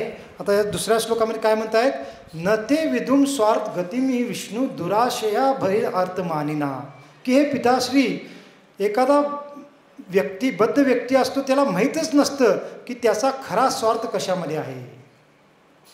आता एखाद्या व्यक्तीला विचारलं खरा स्वार्थ तुझा कशामध्ये आहे, तो म्हणजे मला एवढं धन मिळालं, एवढं काही भौतिक गोष्टी मिळाल्या तर त्याच्यामध्ये मला खरा माझा लाभ आहे. परंतु प्रल्हाद महाराज काय म्हणत आहेत, ह्या भौतिक जगातील प्रत्येक बद्ध जीवाचा खरा स्वार्थ कशामध्ये आहे, विष्णूंच्या भक्तीमध्ये आहे, विष्णूंच्या आश्रयामध्ये आहे. परंतु बद्ध जीवाला अज्ञानतेमुळे आणि मायेच्या प्रभावामुळे माहीतच नसतं, न ते विदु स्वार्थ गतिमी ही विष्णू, विष्णूंच्या भक्तीमध्ये माझा खरा स्वार्थ आहे हे त्याला माहीतच नसतं. आणि काय करत असतो, दुराशया ये भैर अर्थ मानिना, आणि मूर्खतेने अज्ञानतेमुळे बाह्यातकारी गोष्टीमध्ये माझा खरा स्वार्थ आहे असा तो मानत असतो. बाह्यातकारी गोष्टी म्हणजे काय, हेच पुन्हा धनसंपत्ती, साधन संपत्ती, मान सन्मान, या सगळ्या बाह्यातकारी गोष्टी आहेत ज्या एक दिवस आपल्याकडून हिरावून घेतल्या जाणार आहेत. म्हणून त्याच्यामध्ये त्याला आपला खरा स्वार्थ वाटतो किंवा लाभ वाटतो. आणि पुढं काय म्हटलेलं आहे, अंधा यथा अंधे रूपनीय माना. आणि अशा लोकांची स्थिती काय असते की एक अंधा व्यक्ती पुढं नेतृत्व करत आहे आणि बाकी सर्व अंधे लोक त्याच्या मागे चाललेले आहेत. मग अशी जर स्थिती असेल तर काय होणार है ना. पुढचा अंधा व्यक्ती आहे, तो पुढे चालला आहे आणि बाकी सर्व लोक मागचे विचार करतात की पुढचा व्यक्ती जरा दोहस आहे, त्याला पकडून आपण जाऊ म्हणजे आपण सेफ राहू शकतो का, नाही. तो पुढचा अंधा आहे तो पण खड्ड्यात पडणार आणि मागच्यांना पण खड्ड्यात. आणि वास्तविक भौतिक लोकांची अशी स्थिती आहे. कारण भौतिक लोकांसाठी आदर्श लोक कोण आहेत आज भौतिक लोकांसाठी एक आदर्श म्हणून कोण मानतात, ते एखादा फिल्मिस हिरो हिरोईन्स, क्रिकेटर्स, काही बिझनेसमॅन, राजकीय नेते, यांना त्याने आपला आदर्श मानलेला आहे. आणि ते काय आहेत, आध्यात्मिकदृष्ट्या पूर्णतः अंधे आहेत, इंद्रिय भोग करत आहेत पूर्णतः, पण त्याच्या इंद्रिय भोगाच्याद्वारे ते नरकाच्या दिशेने चालले आहेत, त्यांनाही माहीत नाही आहे. आणि बाकीचे लोक पाहून म्हणतात की पहा हे किती आनंद घेत आहेत जीवनाचा, आपण पण तसा आनंद घेतला पाहिजे. म्हणजे बाकीचे लोक त्यांचं अनुगमन करत आहेत आणि एक प्रकारे ते पण सर्वजण नरकाकडे चाललेले आहेत. ही स्थिती आहे बद्ध जीवांची. आणि पुढं म्हणतात तेपी शतंत्र्या उरुदामनी बंधा. आणि असे बद्ध जीव काय असतात, ह्या 3 गुणांच्या दोरीने बांधलेले असतात, बंधनामध्ये असतात. पण त्यांना वाटतं की आम्ही स्वतंत्र आहोत, आम्ही काही करू शकतो. परंतु 3 गुणाने त्यांच्या कर्माच्या प्रतिक्रियाने ते बांधलेले असतात, त्यांना माहीत नसतं. मग पहा, हे प्रल्हाद महाराज जे उपदेश करत आहेत हे कुणाला करत आहेत, आपल्या पितांना करत आहेत. आणि पुढचा श्लोक आणखी त्याच्यापेक्षाही फार विशेष आहे. नेशामतिष्ठा नेशामतिष्ठा उरु क्रमांग्रिं पुरुषत्ते अनर्थ उपगमो यदर्था महीयसां पादरजा अभिषेकम निष्किंचनाम न ऋणित यावतः. तर पहा आता ह्या श्लोकामध्ये तर प्रल्हाद महाराज असं बोलतात की आता हिरण्यकशिपूचा क्रोध आता नियंत्रित राहत नाही, तो एकदमच फार क्रोधित होतो. कारण इथं काय म्हणतायत, महीयसां पाज रजो अभिषेकम निष्किंचनाम न ऋणित यावं. आणि हे पिताश्री, एखाद्या जीवाला जर अशा स्थितीतून मुक्त व्हायचं असेल, कोणत्या स्थितीतून, तो जो 3 गुणाने बांधलेला आहे, जो बाहेरकारी गोष्टींमध्ये आपला लाभ मानत आहे, ज्याला आपले हित कशातही माहीतच नाही आणि पुन्हा चर्विता नाम, पुन्हा सगळ्या गोष्टी चघळत आहे, अशा स्थितीला जर अशा स्थितीच्या व्यक्तीला जर आपला उद्धार करायचा असेल तर त्यांनी काय केलं पाहिजे, महीयसां पाज रजो अभिषेकम. त्यांनी काय केलं पाहिजे, भगवान विष्णूंच्या शुद्ध भक्तांचे जे 5 रजो आहे, 5 रजो म्हणजे त्यांच्या चरणाची जी धूळ आहे त्यांनी काय केलं पाहिजे, अभिषेक केला पाहिजे. आता विष्णूंच्या भक्तीच्या प्रतीच हा इतका विरोध होता आणि विष्णूंच्या भक्तांच्या पदाची रज आपल्या शरीराला लावली पाहिजे असं प्रल्हाद महाराज म्हणत आहे. आता भक्तांच्या चरणाची रज आणि आपण अभिषेक करणं म्हणजे याचा नेमका अर्थ काय होतो बरं? नेमका अर्थ म्हणजे असं का की भक्त कोण आहेत त्यांना पकडायचं आणि चरण धूळ घेऊन आपण काय लावायचं, अभिषेक करायचा, असं आहे का? तसं पण करू शकता, काय हरकत नाही. परंतु त्याच्यापेक्षा जादा लाभ कशाने होतो? त्यांच्या चरणधुराचा अभिषेक करणं म्हणजे त्यांच्या मुखातून आलेल्या उपदेशांचं पालन करणं, त्याला खरं अभिषेक म्हणलेलं आहे. मग जे साधू संत जे उपदेश करतात भगवंताच्या भक्तीचं ते आपण चांगलं स्वीकारून त्याचं जेव्हा पालन करतो आपल्या जीवनामध्ये, त्याला काय म्हणलेलं आहे? अशा साधू संताच्या चरणधुरीच्याद्वारे अभिषेक करणं. मग असं जेव्हा प्रल्हाद महाराज म्हणतात तर मग हिरण्यकशिपू फार क्रोधित होतात आणि त्या प्रल्हाद महाराजांना आपल्या मांडीवरनं खाली फेकून देतात की दुष्ट, काय म्हणलेलं आहे पहा इथं. अशा प्रकारे बोलून प्रल्हाद महाराज जेव्हा शांत झाले तेव्हा क्रोधामुळे अंध झालेल्या हिरण्यकशिपूने त्यांना आपल्या मांडीवरून भूमीवर लोटून दिले, फेकून दिलं. आणि पुढं म्हणलेलं आहे, अत्यंत संतप्त आणि क्रुद्ध झालेल्या हिरण्यकशिपूचे नेत्र त्यावेळी तप्त ताम्र धातूप्रमाणे लाल झाले होते. अशा अवस्थेत तो आपल्या सेवकांना म्हणाला, हे राक्षस हो, या मुलाला दूर घेऊन जा, हा वध करण्यास योग्य आहे, म्हणून त्याचा त्वरित वध करा. पहा किती दुष्ट होता ना. आजकालचे कलियुगातले पिता पण तसे नसतात है ना. मुलाने किती पण चुकीचं कार्य केलं तर त्याला मारतील, थोडं दूर लोटतील है ना, पण तू त्याचा वध करा किंवा मारा असं कोणी म्हणणार नाही किंवा प्रयत्न करणार नाही. पण तू हिरण्यकशिपू पहा किती दुष्ट होता है ना. आणि काय म्हणतो, याला घेऊन जावा त्वरित आणि काय करा, याला मारून टाका, याचा वध करा असं म्हणतो. आणि पुढं मग बरंच वर्णन आहे. आणि खरोखर मग काय होतं, सर्व जे शिपाई आहेत ते प्रल्हाद महाराजांना घेऊन जातात आणि वेगवेगळ्या पद्धतीने मारण्याचा प्रयत्न करतात. पण तो इथं वर्णन आहे. या अध्यायाचं नावच काय पहा, 5वा अध्याय 7व्या स्कंदातला, भक्त श्रेष्ठ प्रल्हाद महाराज असं अध्यायाचं नाव आहे. कारण ह्या अध्यायामध्ये काय वर्णन आहे की प्रल्हाद महाराजांना वेगवेगळ्या पद्धतीने मारण्याचा प्रयत्न केला जात आहे, परंतु प्रल्हाद महाराज पूर्णतः निर्भय आहे. त्यांना कशाचाही भय नाही आहे. का? कारण त्यांनी भयालाही भयभीत करणारे जे भगवान श्रीकृष्ण आहेत, भगवान विष्णू आहेत, नरसिंह आहेत, त्यांचा आश्रय घेतलेला आहे. मग जो कोणी भगवंताचा आश्रय घेतो त्याला ह्या भौतिक जगामध्ये कुठल्याही स्थितीमध्ये भयभीत होण्याची आवश्यकता नाही. मग त्यांना वेगळ्या पद्धतीने मारण्याचा प्रयत्न केला गेला, त्यांना हत्तीच्या पायी देण्याचा प्रयत्न केला गेला, मोठ्या शिखरावरून खाली टाकून मारण्याचा प्रयत्न केला आणि काय केलं, जाळून मारण्याचा प्रयत्न केला गेला, उकळच्या तेलामध्ये टाकून एका गुफेमध्ये डांबून तिथं विषारी सर्प सोडून त्यांना मारण्याचा प्रयत्न केला गेला. परंतु प्रत्येक वेळेला प्रल्हाद महाराज काय होतात, सुरक्षित राहतात. का?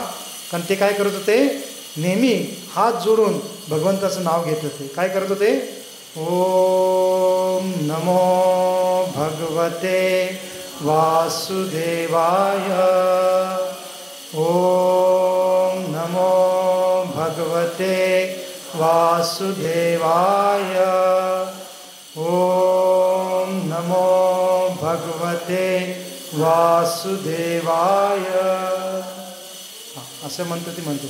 प्रल्हाद महाराज त्यांच्या आठवणीत असेल कावाची, कारण हा सतयुगातला मंत्र आहे.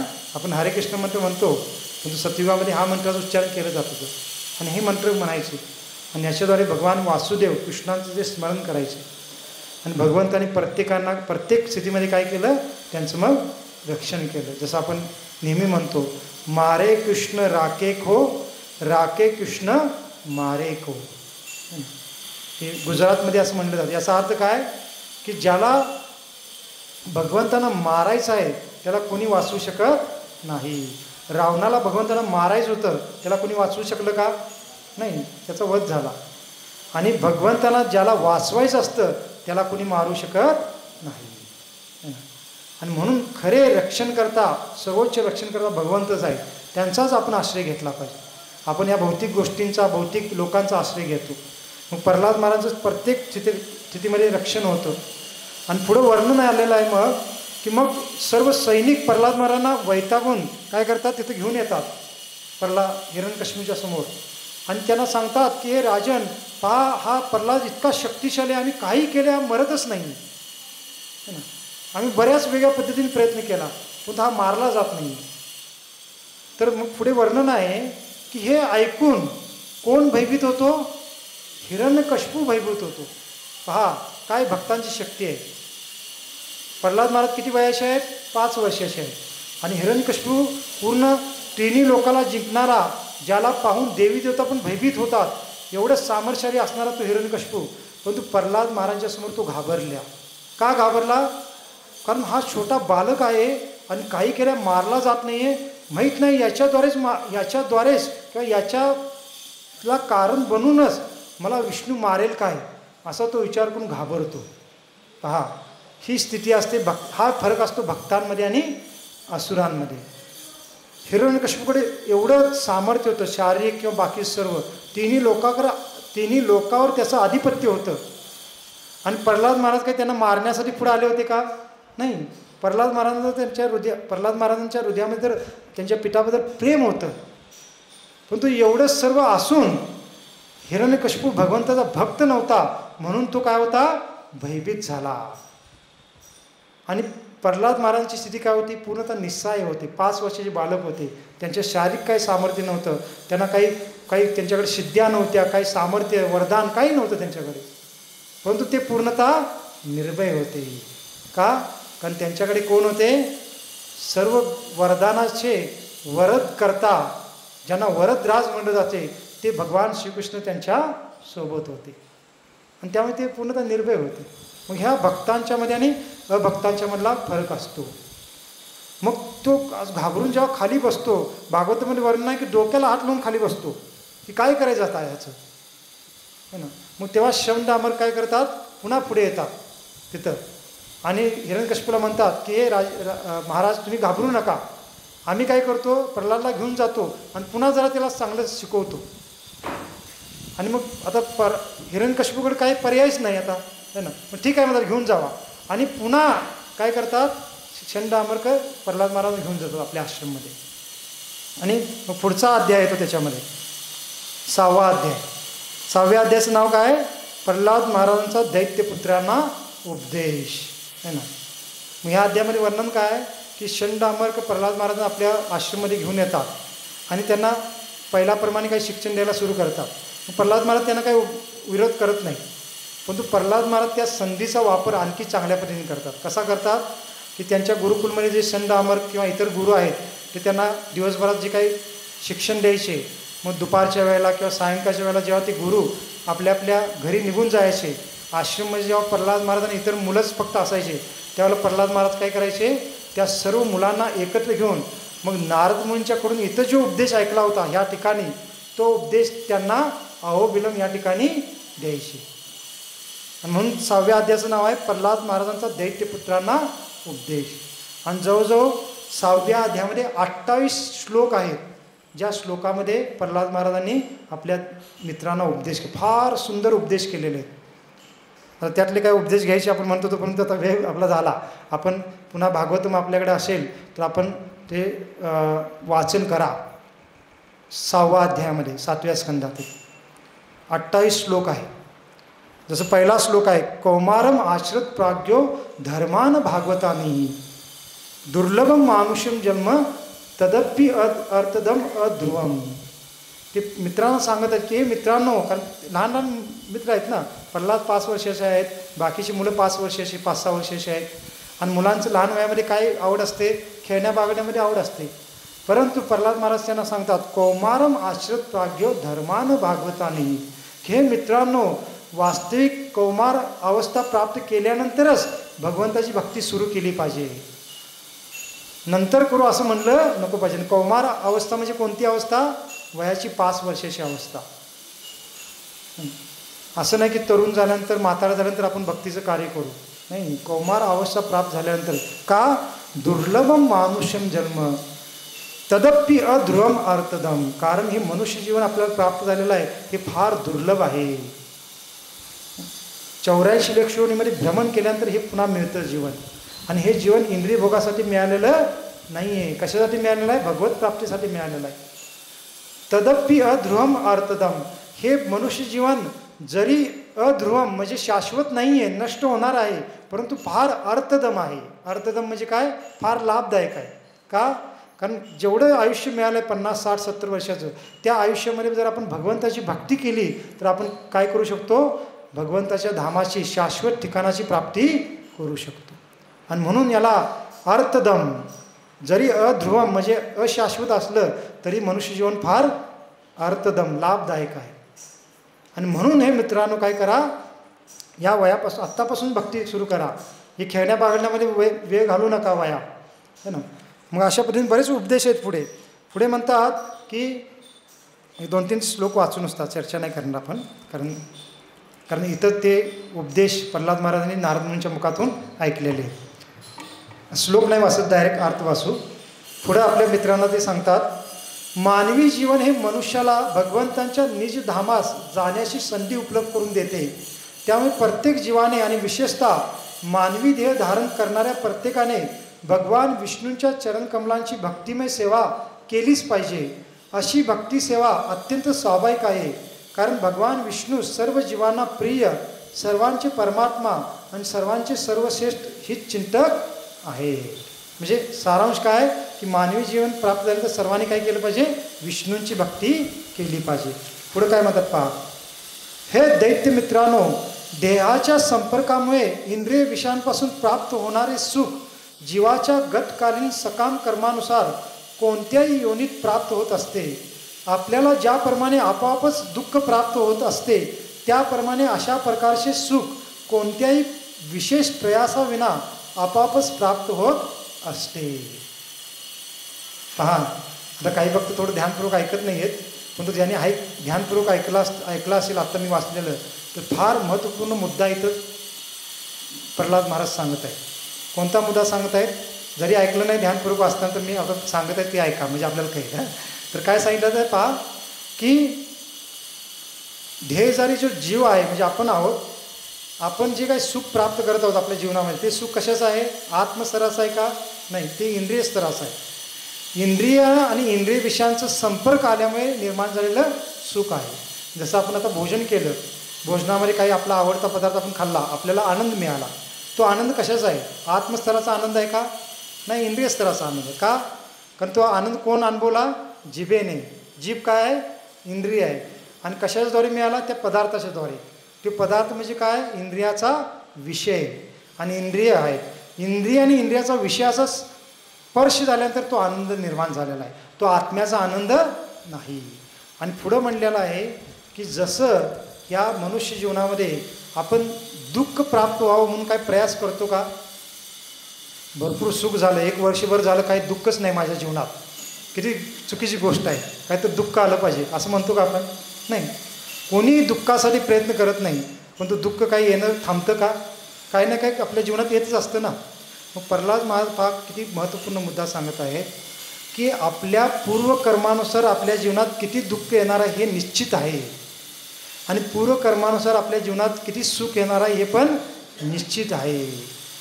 त्यामुळे दुःख निश्चित असल्यामुळे तुम्ही किती पण प्रयास करा दुःख न येण्यासाठी, तरी पण तुमच्या जीवनामध्ये दुःख येतंच, कारण ते तुमच्या कर्मानुसार निश्चित आहे. तसंच तुमच्या जीवनामध्ये जे सुख निश्चित आहे ते प्रयास न करता आपोआप येणारच आहे. त्यामुळे तुम्ही भौतिक सुखाच्या मागे आपला जादा वेळ दौडू नका किंवा आपल्या शक्ती लावू नका. याचा अर्थ नुसता घरात बसून राहायचं नाही, आपलं जे काही उपजीविक साधन आहे ते करा. जसं प्रभुपाद एका तात्पर्यामध्ये लिहिता येतं की दिवसातले 7-8 तास आपण प्रामाणिकपणे जे काही उपजीविक साधन आहे ते करा, त्याच्यामध्ये जे मिळते त्याच्यामध्ये संतुष्ट राहावा, बाकीचा वेळ भगवंताच्या भक्तीमध्ये लावा. जर तुम्हाला पूर्ण आयुष्यामध्ये 10 किलो सुख मिळणार आहे समजा, म्हणजे आपण समजायला सांगावी, तर तुम्ही 7-8 तास काम केला रोज, तर तुम्हाला आपोआप. हरे कृष्ण, लाईट गेली आता, चार्जिंग संपलं का? हरे कृष्ण, ठीक आहे, ऐकू येते. तर आपण हरे कृष्ण, तर आपण जर रोज 7-8 तास काम केला तर तेवढं 10 किलो सुख आपोआप मिळणार. आणि नाही मला अजून जरा सुख प्राप्त करायचं आणि काही मला गोष्टी प्राप्त करायचं म्हणून तुम्ही रोज 12-12 तास पण काम करू लागला तरी पण किती सुख मिळणार? जेवढं आपण 10 किलो म्हणलो ना तेवढंच मिळणार, त्याच्यामध्ये 1 ग्रॅम पण वाढणार नाही. हे प्रारब्धाचं गणित आहे. पण तो बद्ध जीव इतका म्हणजे मृगजळाच्या मागे लागलेला असतो. मृगजळ असतं ना, लांबनं ते पाण्यासारखं दिसतं आणि हरिण पळत राहतं, थोडं धावल्यानंतर मिळेल, थोडं धावल्यानंतर मिळेल, थोडं धावल्यानंतर मिळेल. तसं बद्धजीवाची स्थिती असते. अजून थोडं प्रयत्न केला तर आणि पैसा मिळेल, आणि हे सुख मिळेल, ते सुख मिळेल, असं करत करत त्याचा शेवटी मृत्यू होऊन जातो. मग प्रल्हाद महाराज आपल्या मुलांना मित्रांना ते म्हणत आहेत की जसं प्रयत्न न करता किंवा आपण काही ज्यादा प्रयास न करता आपल्या जीवनात दुःख येतं आपल्या कर्मानुसार, तसंच ज्यादा प्रयास न करता आपल्या जे आपलं प्रारब्धास म्हणजे आपल्या प्रारब्धानुसार जेवढं सुख आहे ते आपापच येणार आहे. विनाकारण ज्यादा सुख प्राप्त होईल ह्या आशेने आपला मनुष्य जीवनाचा वेळ भौतिक कार्यामध्ये लावू नका. मग वेळ कशामध्ये लावायचा पुढे सांगतात.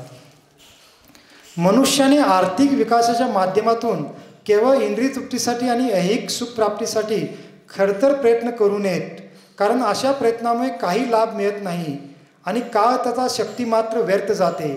त्याने जर कृष्ण भावनावाहित होण्यासाठी प्रयत्न केले तर त्याला आत्मसाक्षात्काराचा आध्यात्मिक स्तर निश्चित प्राप्त होतो. अशा प्रकारचा आध्यात्मिक लाभ आर्थिक विकासाद्वारे मिळू शकत नाही.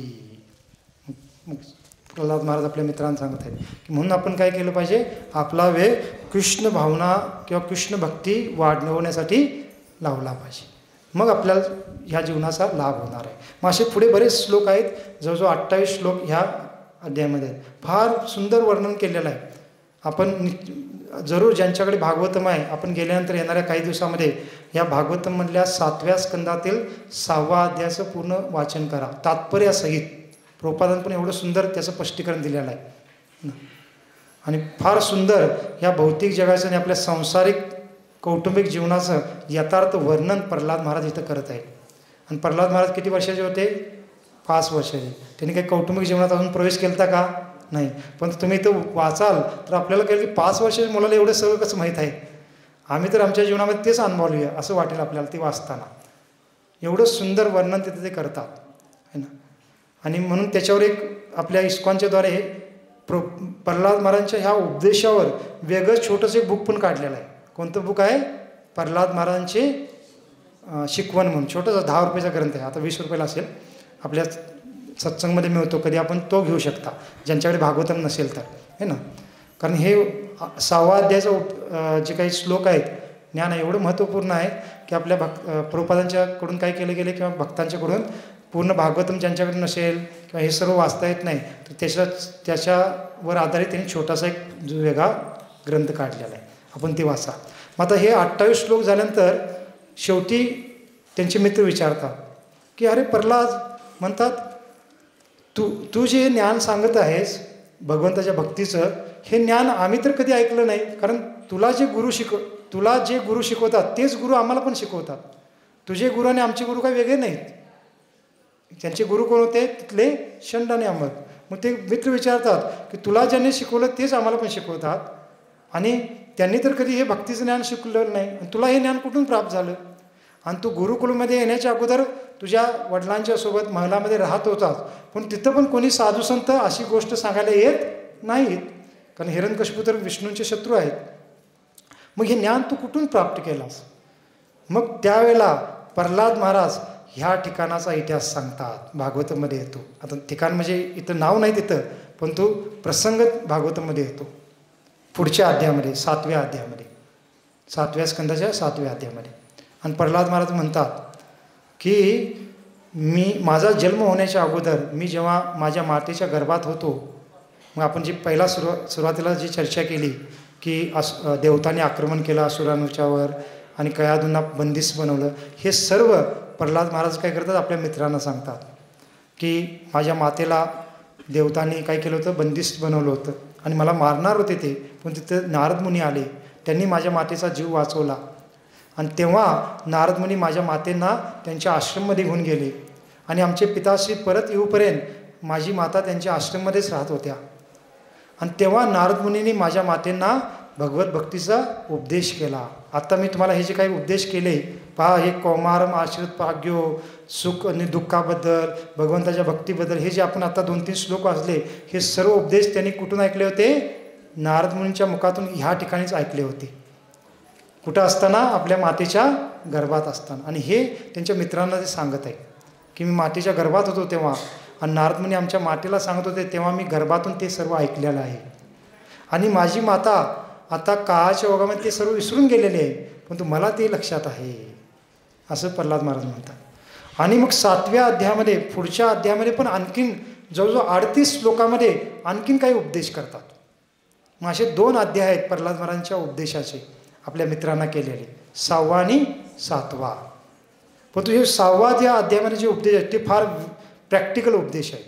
पुढे 7व्या अध्यायामध्ये जे उपदेश आहेत ते थोडं सिद्धांतात्मक आहेत, ते आपल्याला फार जरा कळायला कठीण वाटतील, परंतु दोन्ही अध्याय फार महत्त्वपूर्ण आहेत.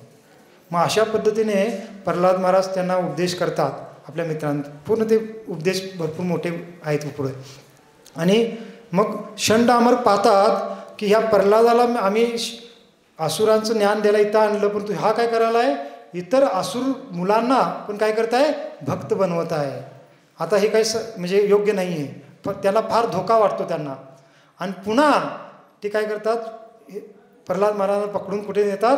हिरण्यकशिपूला नेतात. आत्ता मात्र ते आपला हात वर करतात, म्हणतात की ह्याला आम्ही काही सुधारू शकत नाही, है ना, आणि याला सुधारण्यासाठी आम्ही गुरुकुलमध्ये नेलो, परंतु ह्याने काय केलं? इतर असुर पुत्रांना बिघडवलं, आणि त्यांच्या दृष्टीने ते बिघडवलं, है ना. आणि सर्व असुर मुलं आता काय करू लागले? हरे कृष्णा कृष्णा कृष्णा हरे हरे, हरे राम राम राम हरे हरे, असं कीर्तन करू लागलेले आहेत त्यांच्या आश्रममध्ये.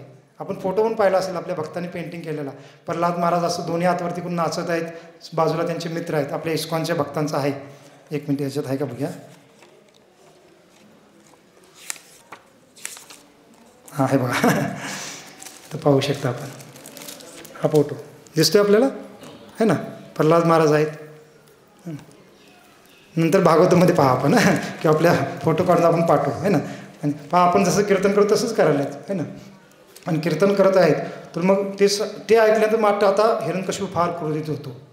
आणि त्यावेळेला तो म्हणतो की आता सर्वांनी वेगळ्या, म्हणजे दुसऱ्यांनी तुला मारण्याचा प्रयत्न केला, तुला मारू शकले नाहीत, पण आता मी काय करेन? मी स्वतः तुझा वध करेन, असं हिरण्यकशिपू म्हणतो.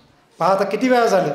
पहिल्या वेळेला षंडामर घेऊन आले, त्यानंतर दुसऱ्यांदा घेऊन गेले, दुसऱ्यांदा घेऊन आले, आणि आता कितव्यांदा घेऊन आले? ते तिसऱ्यांदा घेऊन आलेले आहेत. कारण ही सगळी क्रमवारी आहे.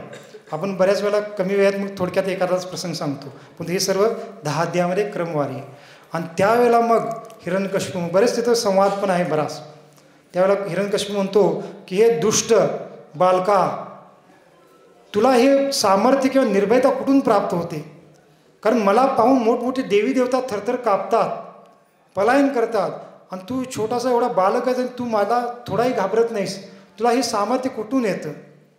तर त्यावेळेला पुन्हा भक्तांचं काय कार्य असतं? भगवंताच्या भक्तीचा उपदेश करणं, है ना. पुन्हा प्रल्हाद महाराज म्हणतात की हे पिताश्री, जी शक्ती तुमच्याकडे जी शक्ती आहे, ती शक्ती ज्यांच्याकडून येते त्यांच्याकडूनच मला पण ती शक्ती प्राप्त होते. आणि एवढंच नाही तर ब्रह्माजींपासून छोट्याशा मुंगीपर्यंत सर्वांना ती शक्ती त्यांच्याकडूनच प्राप्त होते. ते कोण आहेत? भगवान विष्णू. हे ऐकलं तर आणखीनच तो क्रोधित होतो आणि काय म्हणतो? अरे मूर्खा, तू तुझ्या ह्या विष्णूचं एवढं नाव घेत आहेस, आहे ना, आणि तो विष्णू कुठे आहे? मी जेव्हा त्याला मारण्यासाठी वैकुंठामध्ये गेलो होतो तर तो पलायन करून निघून गेला. कुठं आहे तुझा विष्णू? कारण हिरण्यकशिपूला जेव्हा हे वरदान मिळालं होतं तर त्याने सर्व देवी देवतांना पराजित केलंच, परंतु मुख्यतः त्याला कोणाला मारायचं होतं? विष्णूला. आणि वैकुंठामध्ये गेले ते. वैकुंठ म्हणजे आध्यात्मिक जगतात वैकुंठ नाही, आपल्या ब्रह्मांडामध्ये जे श्वेतद्वीप आहे ध्रुवलोकाच्या बाजूला, तिथं ते गेले, परंतु तिथं भगवंत अदृश्य झाले ते आल्यानंतर. का? कारण आत्ता मारण्याची वेळ नव्हती. प्रल्हाद महाराज जन्म झाल्यानंतर नंतर लीला करून मारायचा, मग भगवंत तिथं अदृश्य होता. आणि त्याला काय वाटतं? मला घाबरून विष्णू पलायन करून निघून गेला, आणि त्यामुळे त्याला फार अभिमान होता. आणि म्हणून इथं आत्ता काय म्हणतात की तुझा जो विष्णू आहे, मी गेलो तेव्हा पलायन करून निघून गेला होता माझ्या भयाने, आणि तू त्या विष्णूची गुणगान करत आहे. तो विष्णू कुठं आहे? सांग, मी आत्ता त्याला काय करेन? त्याला मृत्यू देईन किंवा मारेन. मग त्यावेळेला प्रल्हाद महाराज म्हणतात की माझे विष्णू कुठे नाही आहेत, ते सर्वव्यापी आहेत, सर्व ठिकाणी आहेत, कणाकणामध्ये ते वास करतात असं प्रल्हाद महाराज म्हणतात.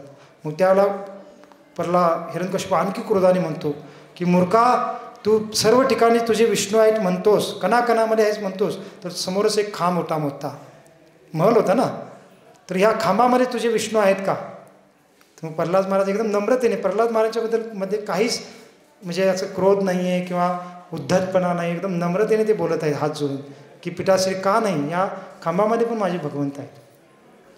आणि वास्तविक तिथं तात्पर्यामध्ये आपल्या आचार्यांनी लिहिलेलं आहे की जेव्हा हिरण्यकशिपूने तसे बोलले की ह्या खांबामध्ये तुझे भगवंत आहेत का, तर वास्तविक त्या खांबामध्ये भगवंत प्रकट झाले त्याच वेळेला. फक्त ते हिरण्यकशिपूला दिसत नव्हते, ते प्रल्हाद महाराजांना दिसत होते. म्हणून तर प्रल्हाद महाराज म्हणले का नाही आहेत है ना. मग अशा पद्धतीने प्रल्हाद महाराज तिथं म्हणतात. आणि एक श्लोक फार सुंदर आहे त्याच्या संबंधित, थोडे 5-1 मिनटं घेऊन थांबू आपण म्हणा पूजा किती, कारण लीलाच एवढ्या सुंदर.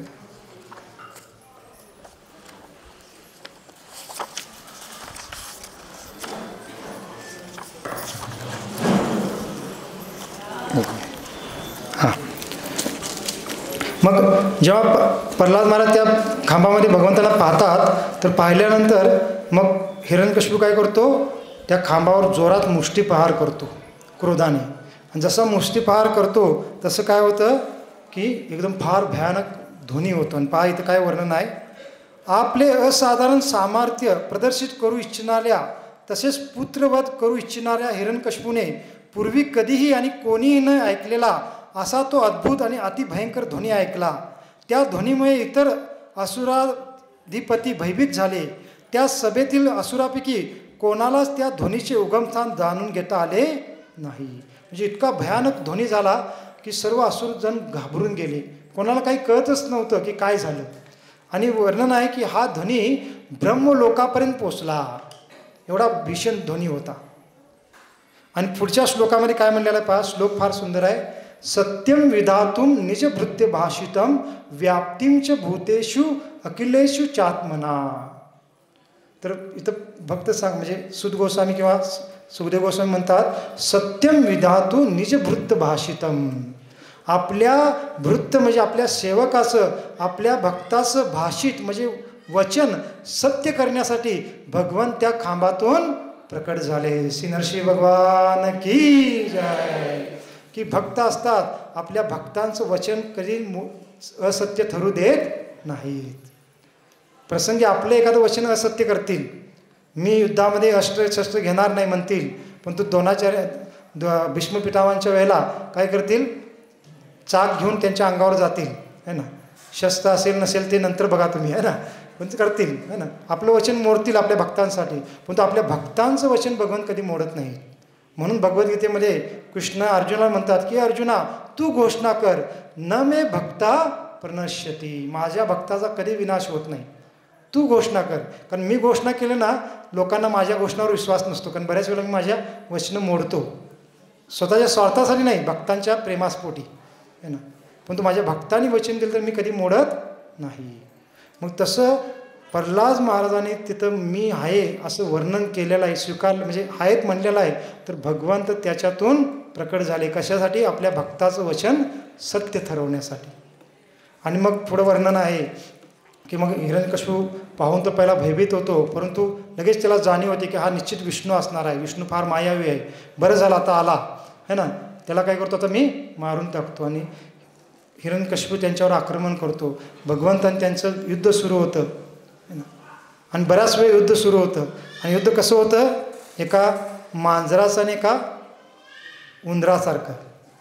मांजर काय करतं, बऱ्याच वेळेला खेळत म्हणजे आता उंदराला मारणं म्हणजे काही मांजराला काही जादा वेळ नाही, लगेच मारू शकतो, पण तो मांजर कधी कधी काय करतं, उंदरासोबत खेळतं, पकडतं, थोडं सोडून देतं. मग उंदराला वाटतं पहा मांजर मला घाबरलं आणि पायाला लागतं, ते त्याला वाटतं की भिलं मांजर, पण तो मांजर लगेच आणि त्याला पकडतं. आणि असं थोडं वेळ जेवढं खेळायचं तेवढं खेळतं, आणि जेव्हा मारायचं आहे तेव्हा एका क्षणामध्ये मारून टाकतं है ना. मग भगवंतच काही वेळ त्याच्यासोबत खेळतात तसं, हिरण्यकशिपूसोबत. आणि जेव्हा निश्चित वेळ सायंकाळची वेळ येते, जसं सकाळी प्रभूजी आपल्याला बोलले, त्यांना जे वरदान प्राप्त झालं होतं त्याला, ते सर्व वरदान राखून काय करतात, त्याला मारतात. आणि फक्त त्यालाच मारतात असं नाही, तर मग त्याची सेना होती बरीच. तर हिरण्यकशिपूला मारल्यानंतर ती असुर सेना भगवंतावर आक्रमण करते. तर भगवंत त्या सर्व सेनाचा एकटाच नाश करतात. ते पण एक फोटो आहे भक्तांचा, ह्याच्यात नाही आहे, इतर ठिकाणी भक्तांनी केलेला, की भगवंत असं फार भव्य रूप आहे आणि सर्व सेना त्यांच्यावर आक्रमण करत आहे. आणि भगवंताचे असे असंख्य हात आहेत आणि एकटेच भगवंत सर्वांना मारत आहेत.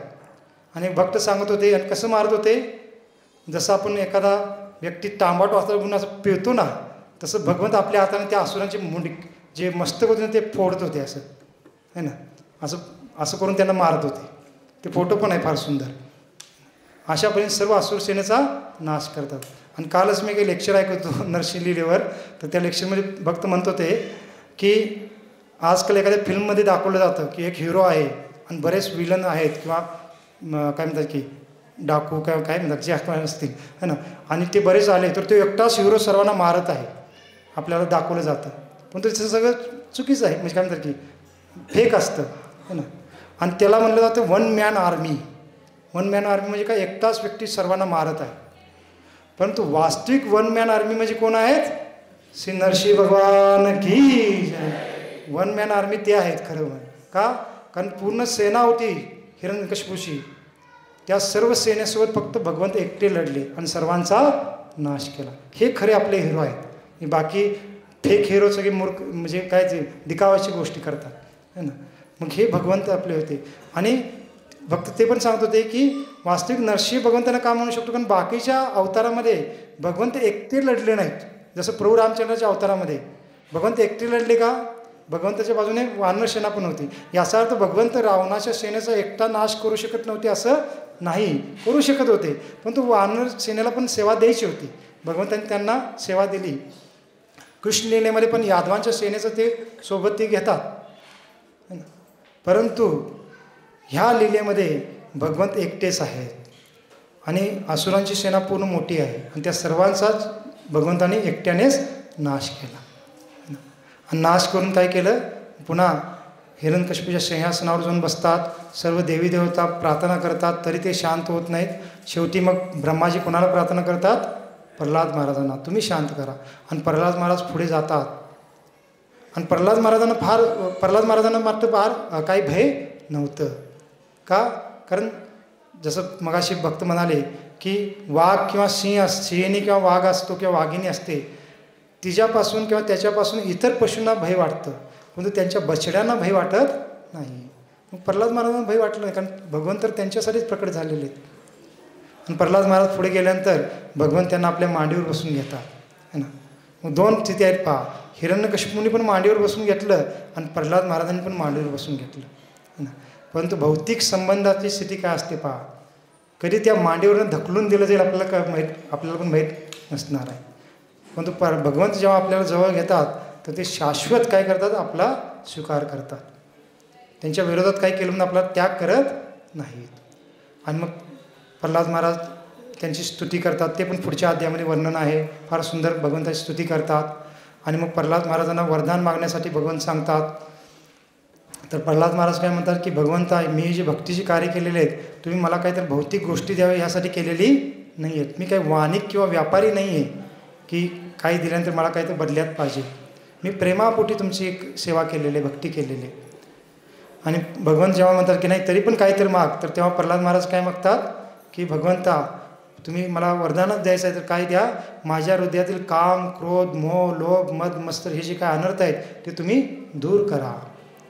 आणि ह्या भौतिक जगामध्ये जे बद्ध जीव आहेत, तुमच्या भक्तीपासून दूर राहून दुःख भोगत आहेत, तर त्या जीवांना तुमच्या धामामध्ये आणूपर्यंत मला या भौतिक जगामध्ये स्थान द्या. म्हणजे प्रचाराचं ते सेवा मागत आहेत की बद्ध जीवांचं जे काही दुःख पाहून त्यांना दुःख होत आहे भगवंताच्या भक्तीपासून विलग असल्यामुळे, तर मला तुम्ही काय करा, या भौतिक जगामध्ये शेवटचा व्यक्ती जोपर्यंत या भौतिक जगामध्ये दुःख भोगत आहे तोपर्यंत मी इथंच राहून त्यांना तुमच्याकडे आणण्याचा प्रयत्न करण्याची मला संधी द्या, असं प्रल्हाद महाराज मागतात. आणि मग हिरण्यकशिपूचा उद्धार करण्याचं पण वरदान मागतात. हे सर्व पुढं वर्णन येतं. तर पहा, अशा पद्धतीने भगवान नरसिंह भगवंत आणि प्रल्हाद महाराजांची विशेष लीला आहे. आणि त्या लीलेची सुरुवात किंवा प्रारंभ आपण ह्या ठिकाणावरून झाला आहे असं म्हणणं काही चुकीचं नाही आहे. कारण हिरण्यकशिपूंना जर प्रल्हाद महाराज पुत्र म्हणून प्राप्त झालेच नसते तर मग नरसिंह भगवंत प्रकट झाले असते का? नाही. किंवा एवढी मोठी पुढची लीला घडली असती का? नाही. परंतु प्रल्हाद महाराज जन्मले आणि ही लीला घडली आणि म्हणून आपण हे सर्व गुणगान श्रवण करत आहोत आणि आपल्याला त्याचा लाभ होत आहे. आणि प्रल्हाद महाराजांचं प्राकट्याचं मग लीला कुठं घडलेली आहे? त्या ह्या ठिकाणी घडलेली आहे ना. आणि पहा मग हे त्यामुळे हे ठिकाण फार विशेष आहे. तर मग आपण इथं आज आलो, सर्वांनी इथं वेळ देऊन आपला पूर्ण दिवस भगवत भावनेमध्ये व्यतीत करण्याचा प्रयत्न केला. तर यासाठी सर्वांचं विशेष धन्यवाद. तर आता आपण काय करू, थोडं 1-2च मिनटं खालीच बसून किंवा मगाशी भक्त जसं कीर्तन करत होते उभारूनच मग नरसिंह आरती एकदा आणि म्हणू शेवटची आपण जायच्या अगोदर नृत्य करत. आणि मला आणखीन चांगलं वाटलं की जे मुंबईचे भक्त होते ते नरसिंह आरती करत त्यांनी प्रदक्षिणा घातली आहे ना. तर एक प्रदक्षिणा करूया आपण. एकच 3 केलाय सकाळी ना तुम्ही, अजून एक करू म्हणजे 4 होतील आपल्या. आणि नरसिंह आरती करत प्रदक्षिणा आपण करू आणि प्रदक्षिणा करून इथे येऊन थोडे 5 मिनिटं इथं नृत्य कीर्तन करू आपण. आणि इथं कीर्तन केल्यानंतर कीर्तन करतच आपण, कारण काही भक्तांची इच्छा होती की खाली समोर जे नदी आहे, नदीचं पात्र नीरा नदी, तिथं फार सुंदर घाट आहे, त्या घाटावर थोडं आपण नृत्य कीर्तन करू, फार आपल्याला आनंद वाटेल. पहा असा सोहळा आपल्याला पुन्हा मिळणार नाही की असं नदीचं सुंदर पवित्र पात्र आहे, त्याच्या किनारी ज्या ठिकाणी प्रल्हाद महाराज नारद मुनी वास केलेले आहेत. तर पहा ह्या ठिकाणी आपण कुठेही भ्रमण करतो तिथं प्रल्हाद महाराज खेळायले आहेत, बागडलेले आहेत है ना. भगवंताच्या नावाचं कीर्तन त्यांनी केलेलं आहे ना. एवढं विशेष ठिकाण आहे. मग थोडं जाता जाता आपण तिथं थोडं कीर्तन करू आणि त्यानंतर मग थोडं इथल्या स्थानिक मंदिराच्या द्वारे आपल्याला काही प्रसाद बनवलेला आहे थोडा, म्हणजे आपण भुका नसणार आहेत आपल्याला, कारण 3लाच घेतला आहे प्रसाद, पण ते एक प्रसाद म्हणून आपण थोडं घेऊ. भात आमटी थोडं तेवढंच बनवलं आहे त्यांनी, थोडं एखाद्या ड्रोनमध्ये किंवा छोट्याशा डिशमध्ये ते देतील आणि आपण ते घेऊ आणि तिथून मग आपल्या गाडीमध्ये बसून निघून जाऊ. चालते? ठीक आहे. आणि काय नाही, आता प्रसाद आपण गेला घरी जाऊन आता काही घेण्याची पण आवश्यकता पडणार नाही, कारण आपण जेव्हा घेणार 6-6:15 तर घरी जाऊन आपण काही डायरेक्ट विश्रांती घेऊ शकता. आणि चांगलं आहे, आता दुपारी प्रसाद घेतलेला आहे, घरी जाऊन आणि काही जादा घेऊ नका. थोडं आयुर्वेदानुसार सायंकाळी कमी घेतलेलंच चांगलं आहे. आपल्याला चुकीची सवय झाल्या, रात्री पण आपण फार दाबून खातो है ना. परंतु एक दिवस आपण थोडं शरीराला थोडं हे द्या. आणि माताजींनी पण घरात जाऊन काही बनवू नका. मग आता आपण म्हणलो होतं जाऊन बनवू आणि घ्या म्हणून, पण इथं थोडा प्रसाद त्या नियोजनाचं आपण सांगितलं यांना बनवायला, तर इथं थोडा घेऊ आपण आणि जाऊन डायरेक्ट विश्रांती घ्या. मग काय 8:30चं 9, 9चं 9:30 झालं तरी काही हरकत नाही है ना. ठीक आहे, कळलं तुम्हाला? ठीक आहे. तर ठीक आहे, आपण सर्वांनी उठून रहा. भक्ति विघ्न विनाश भक्तवत्सल श्री नरसिंह भगवान की, भक्तराज श्री प्रल्हाद महाराज की, श्रील प्रभुपाद की, निताय गौर प्रेमानंदे.